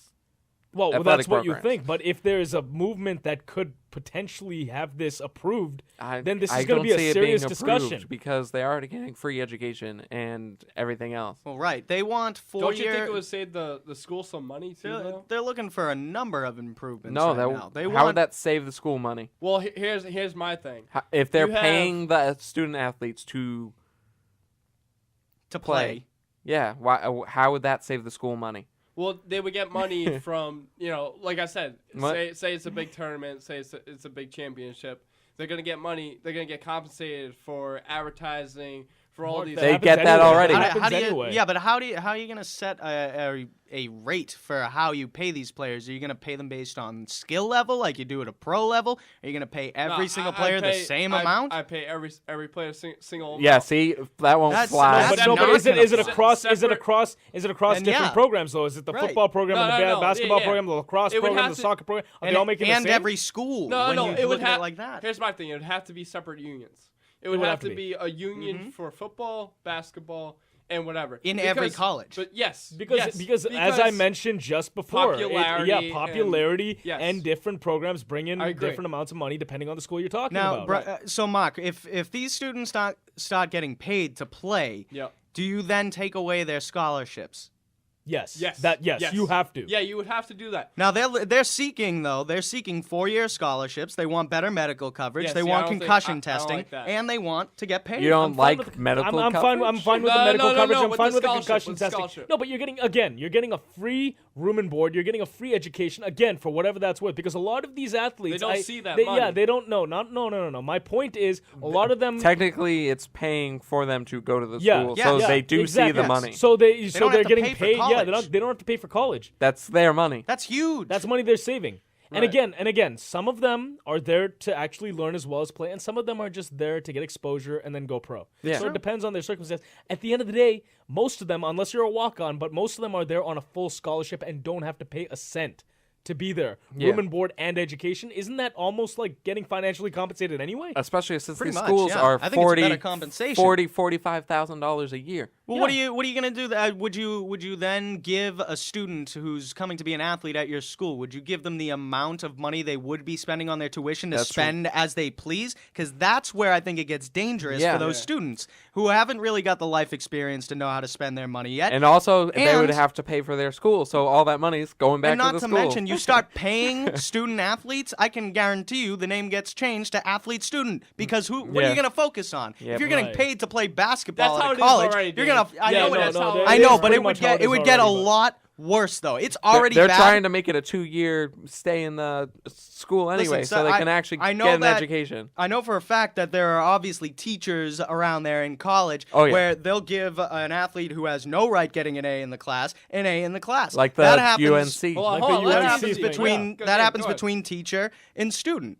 All right, so there you have a problem right there where athletes don't have to focus on their work. Now you add the element of you're going to get paid actually not to go to school, not to go to class and learn. You're actually going to get paid to play basketball or football. Your only focus is now going to be that sport. Oh, yeah. And it's already bad, so it could only get worse. I think it's bad within different sports like football, basketball, even maybe baseball. Well, all the practice and whatnot. Yeah, all these all the popular sports, because all these downplayed sports like swimming, track and field, they're not getting that publicity that they should be getting.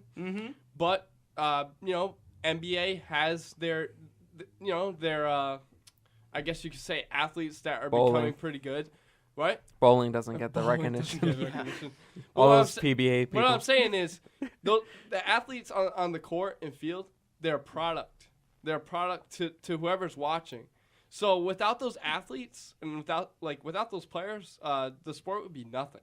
It's true. The team would be nothing. That's a good point, Mark. I do agree that there is a product on the line, but they're still just student athletes. That's where I kind of stop it, because you are getting paid to attend college. Right. And that's where I agree. I agree with you on that. That's where I'm kind of like it should be a little compensation for what they're putting on. The compensation. But would you have it be money? Yeah, the compensation is that they don't have to pay for anything in college. They don't have to pay for their education. They don't have to pay for room and board. They don't have to pay loans back. They don't have anything. I wouldn't be giving student athletes money to play. I'm telling. I really think it would have a drastic effect on how much student athletes focus on athletics. I want to know how much a school is making though. It's a billion. It's a millions. billion. It's a yeah, billion. but all that money goes back into the school to build better facilities so the athletes can train and listen, better. Yeah, but that athlete is that athlete might graduate. Okay, that athlete might not get that money in return. Because it's going to go through funding for years and years and years. You're right about that, but here's why to me it's a huge deal that these student athletes should have to focus on their classes more. Now, the thing is, you're telling us. The thing is that the what's his name? Donald Remy, the NCAA chief legal officer, said, "We frequently hear from student athletes across all sports that they participate to enhance their overall college experience and for the love of sport, not to be paid." All right. And he also goes on to say this, which is that 99% of these student athletes are not going to become pro athletes. Yeah. But they will because of the education that they got, which the school paid for while they were playing whatever sport they were playing. That education is going to help them to become leaders out in the real world. It might not be a pro sport, but if you get your education... That's why I would do the popular sports, the pro sports. Right. You obviously want to... Your goal as a student athlete, if you're really focused on the sports, is How many people have been drafted from Northwestern football?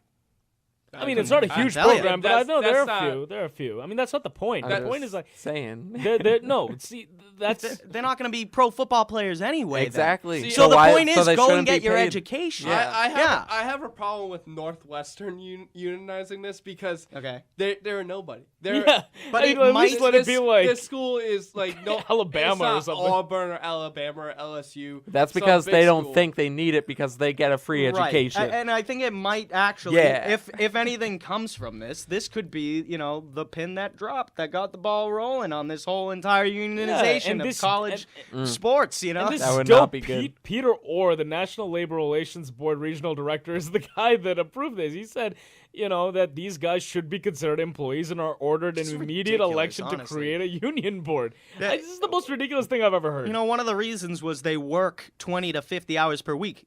do they work 20 to 50 hours a week, or do they play a sport 20 to 50 hours a week? If that's the case, high school students should be getting paid to play hockey and basketball. Why are high school students not paid? They practice just as much as college athletes What about do. It's just not as popular a product. But what about the money coming in? Hey, guys, They're still making money, Mark. In fact, they'd be losing money to pay them. What do you think about the Northwestern University president saying if they are unionized, he'll drop the program? Fantastic. Good for him. Good for him. What Drop sense the program. does that make? Drop the program. That's smart. Northwestern sucks anyways. But hey, they're not that bad.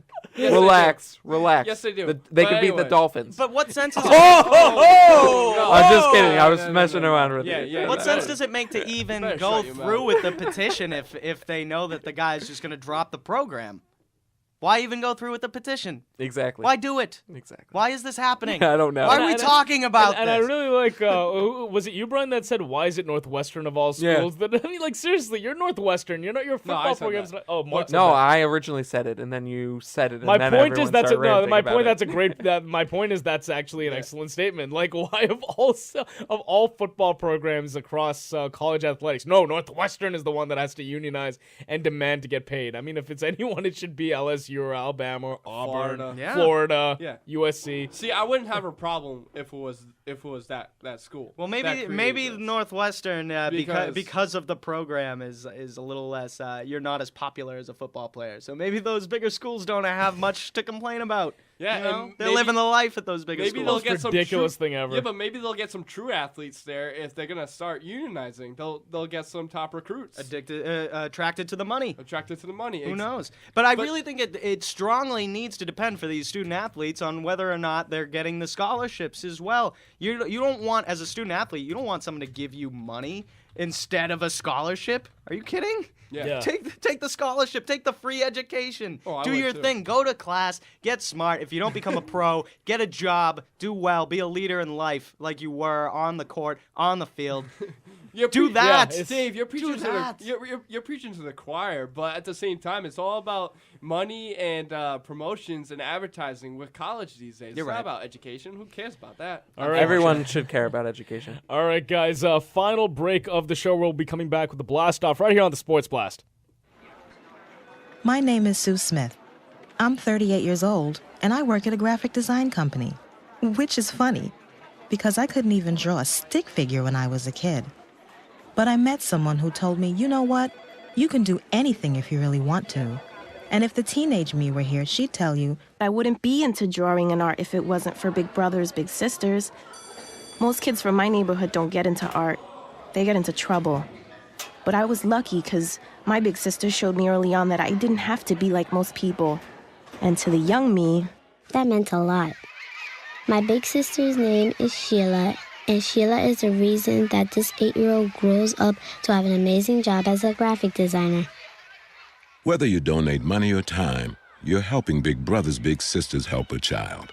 And that can last a lifetime. Start something today at BigBrothersBigSisters.org. Brought to you by Big Brothers Big Sisters and the Ad Council. At the American Lung Association, we're fighting for a day when we can all breathe easier. We're fighting for clear skies over every city and healthy lungs throughout the country. We're fighting to keep harmful secondhand smoke out of our public spaces and workplaces. And fighting to free millions of Americans from the addictive grip of tobacco and the devastating effects of lung disease. We're fighting for a day when kids no longer battle airborne poisons in their own homes or the fear of an asthma attack. The American Lung Association isn't just fighting for air, we're fighting for all the things that make it worth breathing, and we can use your help. Join us in the fight. Visit fightingforair.org and read about just a few of the many ways the American Lung Association is fighting to protect the air we breathe, both indoors and out. See what you can do at fightingforair.org.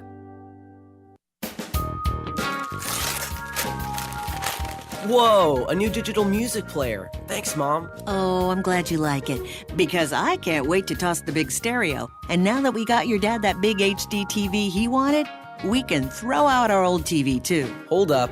You can't just throw out electronics. Really? They need to be recycled or donated. And how would we do that? It's so easy, Mom.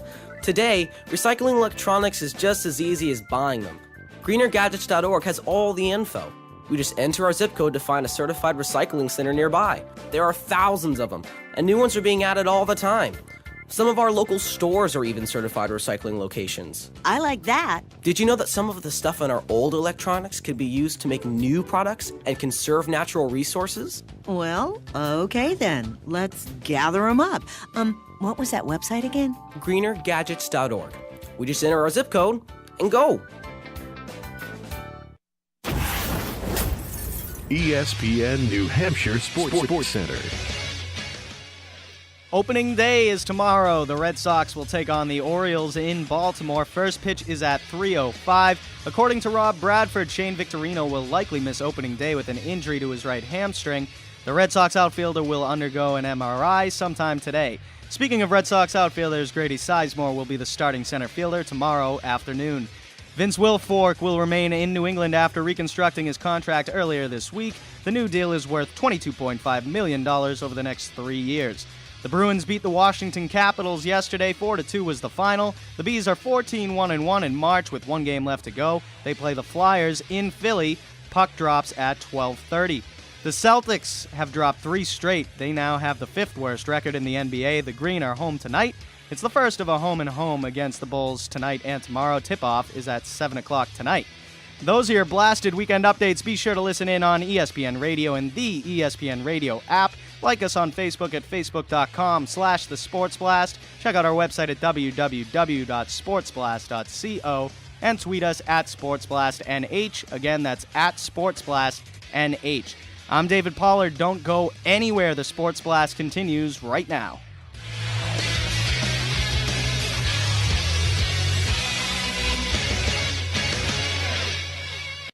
I know you're tired. I know you're hurting. And I wish I could say something that was classy and inspirational. But that just wouldn't be our style. Pain heals. Chicks dig scars. Glory lasts forever. Right on.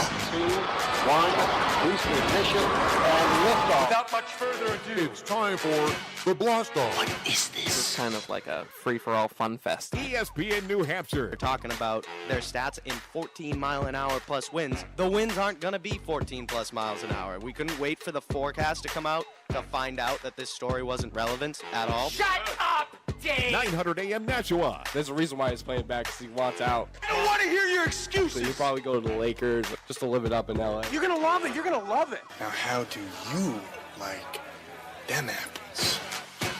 I don't like the sound of them apples. And 12:50 AM Manchester. Dude, I've seen your picture somewhere. It's in the encyclopedia. It's a blast. The Sports Blast. Every Saturday from 11 a.m. to 2 p.m. Right here on ESPN New Hampshire. I didn't know all that. This ends now!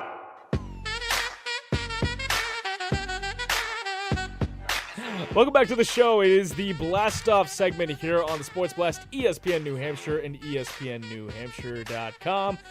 Before we get into, as you know, we like making picks, so we're going to do our Major League Baseball 2014 edition predictions. But before we get into that here on the Blast Off, I just want to say, if you're not excited enough for opening day tomorrow, guys, we have another thing to look forward to. Rajon Rondo will be doing one quarter. I'm gonna be at work. Oh, you're gonna miss this. He's gonna be doing 1 quarter, the first quarter of color commentary alongside Mike Gorman on the broadcast tomorrow night. That's gonna be very interesting. Some of that inside information, and then some Cedric Maxwell accent. After yeah, and then him. he'll finish up after. I was actually joking. I'll pass on that one. I was joking with someone. I was like, the Bulls should have Derrick Rose do it for their side too. That would be very interesting. Yeah, they should sit side by side. Yeah, exactly. Yeah, what'd you think about that, Derrick? Oh, well, you know what, Rajon, I think that was a great fast break right there. You know, it would have been very interesting. I just want to know how he's gonna start, introduce himself, on TV. Just be like, I'm Rondo. It's gonna be very interesting. I mean, I'm already. He won't introduce himself. No, Mike Gorman will do it. He won't do any of the actual work. Rondo. They're gonna go, Rondo, what'd you think of that play? It's a publicity stunt. It's a publicity stunt. Ratings have dipped. The Celtics suck. That's why that was a good move by Chris Humphries. Chris Humphries and I actually like each other now. Chris Herron and Danny Ainge are doing games. Yeah, that's going to be funny, too. What'd you think of that play, Rondo? Well, Humphries and I, we went out for dinner the other night, and, I got to know him. He's a good guy, and that was a great play. Yeah, that I love the way he slammed the ball into the hoop. Yeah. Right in He'll be that like, room. hey, you know what? That whole scuffle I had with Humphreys last year, that's all ancient history. We're pals now. Yeah. All right, moving on now. As I just mentioned, we do like making predictions on the show. If you This is didn't going to be a already fun know show. that. This is going to be a lot of fun here. Picks. We are going to make our 2014 predictions today. The season starts tonight with the Dodgers and the Padres, and then obviously the game that we really care about starts tomorrow at 3:05. Cubs Pirates? Yes, absolutely. That is the game that I have marked on my calendar. So without further... Pirates are good. Hey, McCutcheon. We'll get to that too. Samardzija. McCutcheon. Without further ado, let us start with the first item that we're gonna do. I think we're ranking our AL East. Yeah. I'll lead off. Go right ahead. Okay. All right. Tampa Bay, What? Red Sox, Yankees, Toronto, Baltimore. Okay, I would normally ask for an explanation, but we are up against the clock because we have a lot of these predictions, so we'll just give our rankings. You said Tampa Bay, Red Sox, Yankees, Baltimore, Toronto. No, Toronto, Baltimore. Toronto, Baltimore. Wow. I'm okay. shocked that you I have am Baltimore shocked. at the bottom I of think, that yeah, list. I think it's going to be Red Sox, Yankees, Rays, Baltimore, Toronto. Toronto in the basement. So wait a minute. So you have Toronto in the basement. Toronto in the basement. So I'll start. I know you're taking note of this. I'm trying to game. record everything. Okay. that they're saying I'll go right now. slow for you. I got the Red Sox winning the division barely over the Yankees, who I think will get the first wild card. So it's going to be Red Sox, Yankees. Then I've got the Rays finishing in third, and I do think that they'll get the other wild card. And then I've got Baltimore and Toronto at 4 and 5 respectively. Well, at least the bottom of yours makes sense. Yeah, see exactly. What, the top of mine doesn't make sense, Dave? No, the bottom of yours makes. I was more commenting on Brian than anything I just else. think the bullpen and the starting pitching is not going to hold up. Okay, for all right. Baltimore. No, we'll save the explanation for halfway through They the have season, such but let's good get to hitting. Mark Go ahead, here. Brian. I mean, Mark. I'm sorry. What's your? I got Tampa Bay at 95 wins, Red Sox at 93, My boy. Yankees at 91, Baltimore at Rays 88, don't have hitting. and Blue Jays at 80. Rays have unbelievable pitching. Though, yeah, that's pretty much all that counts. Yeah, I have pretty similar. I actually think that the Red Sox are going to be at the top of the AL East. 95 wins. Tampa Bay is going to have 92. New York Yankees going to have 90. Baltimore's going to have 86. Toronto's going to be at the bottom of the league. Where they belong. 80 wins. Not even cracking 500. Wait, bottom of the division, you mean? Bottom of the division. Yeah, is it's like, what I meant. no, bottom of the league, 80 wins. My God, they the league could is end good. up at the bottom of the league as well, but not with 80 wins. They have so much talent too, which is a shame. Yeah. All right, let's move on. We are gonna make our the postseason. AL Central. We'll do like division by division. Like What? No. Whoa, hold on a minute. Whoa. You're going No, crazy we don't have right now. time. We're not No, doing that. no, I'm not saying list all the teams in each division, just the winners of each division. Oh, we're all gonna say the Tigers, obviously, for the AL Central. Okay, that's Any argument there? No. AL Central Tigers. No argument from there. AL West Oakland Oakland. Angels. and Angels for Brian and Mark. I'm not even recording Oakland. these. Yeah, I don't, no, I don't these even are have. just- I these don't are even just- have a yeah, section just- for this. yeah. Let's move on to the AL MVP. Let's What? do it. That's AL not, MVP. That's not. No, we're postseason. doing postseason We're teams, only doing postseason teams right now. Fine. and we're also Fine. doing those awards too. No. AL winner and NL winner. Yeah. And then Yeah, World that's- Series. I have What that down the basically? bottom. What is your That's World what we're Series doing. preview? Yeah. Okay, I guess we can do. Okay, I let's wanted do to that. do every single team. It's gonna take too long. That's over. The, Come on, the Brian. conversation we have like about 8 doing minutes. it is taking too long. I don't care. I don't care enough to do that, Brian. All right, whatever. World Series preview. For some reason, the day before opening day, we're gonna make our World Series preview. But just for fun, just for whatever, I'm gonna take the Sox and Dodgers. That's actually what I wanted last year. I wanted to do it against Carl Crawford and Adrian Gonzalez and Josh Beckett. You still can. You still can if it happens this year. I'm gonna take the Sox and Dodgers. Brian, go ahead. Brian. I'm last. I went first last time. Fine, Mark, go. I'm going Tigers and Dodgers, and Tigers are going to win. Tigers and Dodgers. The two teams that went out and spent this offseason. I'm gonna throw all you guys off when it's my turn. What's yours, Brian? Nope, you're next. I'm next. Great. Yes. I'm Pittsburgh going Pirates. Oakland Athletics. All right. Ooh, I like that one. Oakland Athletics and the Washington Nationals. Oh, I was gonna go Kansas City and the Washington Nationals. Too bad. You should have went first. Nationals going to. Kansas City's not making the playoffs. KC. Yeah, they are. No, They're are gonna you be. kidding? They're gonna make Okay. the second wild card. didn't No, even pay they're attention. not. No, the two wild card teams are coming out of the AL East. No, they're Brian. not. The Kansas City Royals have to win the AL Central. I'm pretty sure they're not doing Nope, that. they're gonna get the second wild card. Okay, So we who's, can. who's winning our World Series, guys? Sox over Dodgers. Nationals. Tigers. I also have the Nationals. So I'm the only one that's going with the Sox. I love it. They're not gonna repeat. I love it. Okay, let's AL MVP. AL MVP. You got to go with Miggy. I just can't pick against Miggy. It's either Miggy or Trout, really. Miggy or Trout are really the only two options. I'm for going AL Miggy. MVP. I'm going to take Miggy. 2 Miggies. I'm going fishing. I'm going Trout. Oh, I went fishing too. All right. Yeah. I mean, really, it just comes down to Miggy and Trout. And in the NL, I'm taking Paul Goldschmidt. I think, he was the runner-up to Andrew McCutchen last year. I think he's a guy that could really, not break out. Last year was his breakout season. I think he can replicate that. And now he's got protection in the lineup with Trumbo there in Arizona. I'm going to take Paul Goldschmidt. Too low. Good choice. Too low, Winsky. Of course, Brian. Too low. Of course. I say he stays healthy, plays 150 games.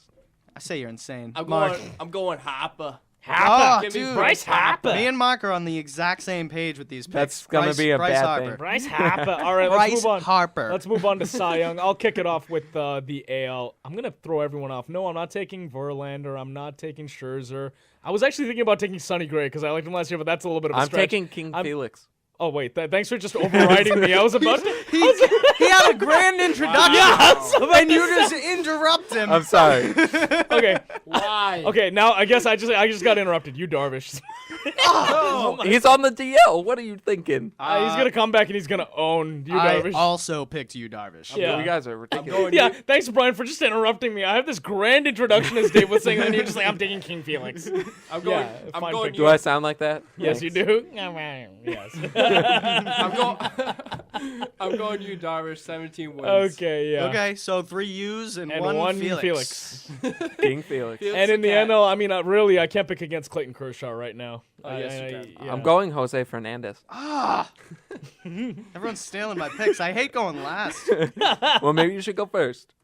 I'm So going. I'm trying to write everything. Yeah, so Ashish has Kershaw, Brian has Fernandez, David Mark. I have Fernandez as well. You do? Fernandez. Yeah. I have Adam Wainwright. Wainwright, that was actually my that was my runner-up. 20 wins. Nobody likes Michael Walker. Michael Walker, he's still young. He's gonna still be like young. the He's gotta number develop. 2 starter. He's Like, got to develop. yeah. I'll be honest, I just wanted to say his name. He actually has the same. I was born the same day as Michael Walker, like exact same day. Oh, so same you're year. literally the same age. You're Yeah. basically a birthday twin. Yes. Wow. Rookie of the year.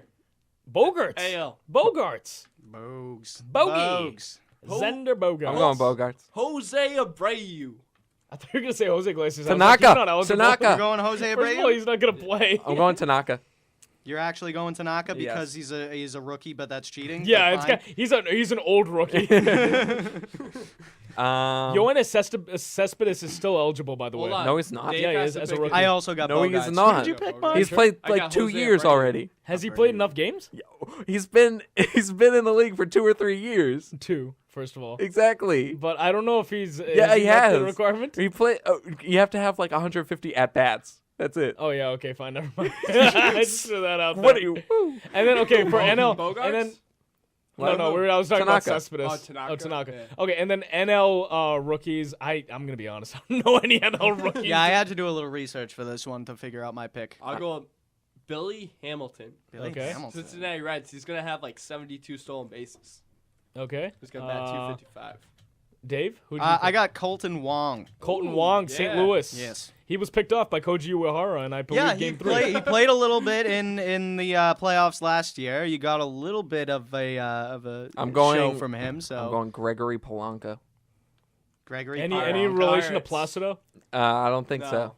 His nephew or something? No, but he's an outfielder for the Pirates. And What he's- about yourself, And Ashish? yeah, I'm gonna take Colton Wong just because because Dave mentioned him, and I was like, yeah, okay, that sounds good. all right, so All right, very quickly before we get out of here, let's do Statman. okay, Roach. we don't have time to play the. We don't have time for the introduction. music. All right, But- let's just do your Statman. All right, go ahead. So Miguel Cabrera will earn $49,423 per at bat over the next decade. Median annual income of a household in Michigan is $48,471. Wait, So- can I say it again? Over What's the next the price? decade? I'm sorry. $49,423 per at bat. per at per bat. over the next Oh, per decade. at-bat. So he's That's virtually ridiculous. making 50 grand per at bat. Yeah. Oh my god. So 2 at bats, you've made 6 figures. Congratulations. Ryan O'Reilly, who leads the Avalanche in goal scores, has 26 goals. He has no penalties at all this season. Oh, that's actually really interesting Yeah. to me. Yeah, yeah, that's a very good stat. I'm still getting over the Miguel Cabrera stats. last one. Jake Peavy is the only active player to have a Cy Young, Gold Glove, and a World Series title. And to have a duck boat. That's the fourth thing. I think he's the only person in the world who privately owns a duck boat. Probably. I don't know if that's even possible that anyone else does, but pumped for opening day. Totally pumped for opening Can't day. wait. Cannot wait. Everyone enjoy opening day with the Red Sox at Camden Yards tomorrow. Sox! We will see you next Saturday at our normal time, 11 a.m. to 2 p.m. Enjoy. See ya.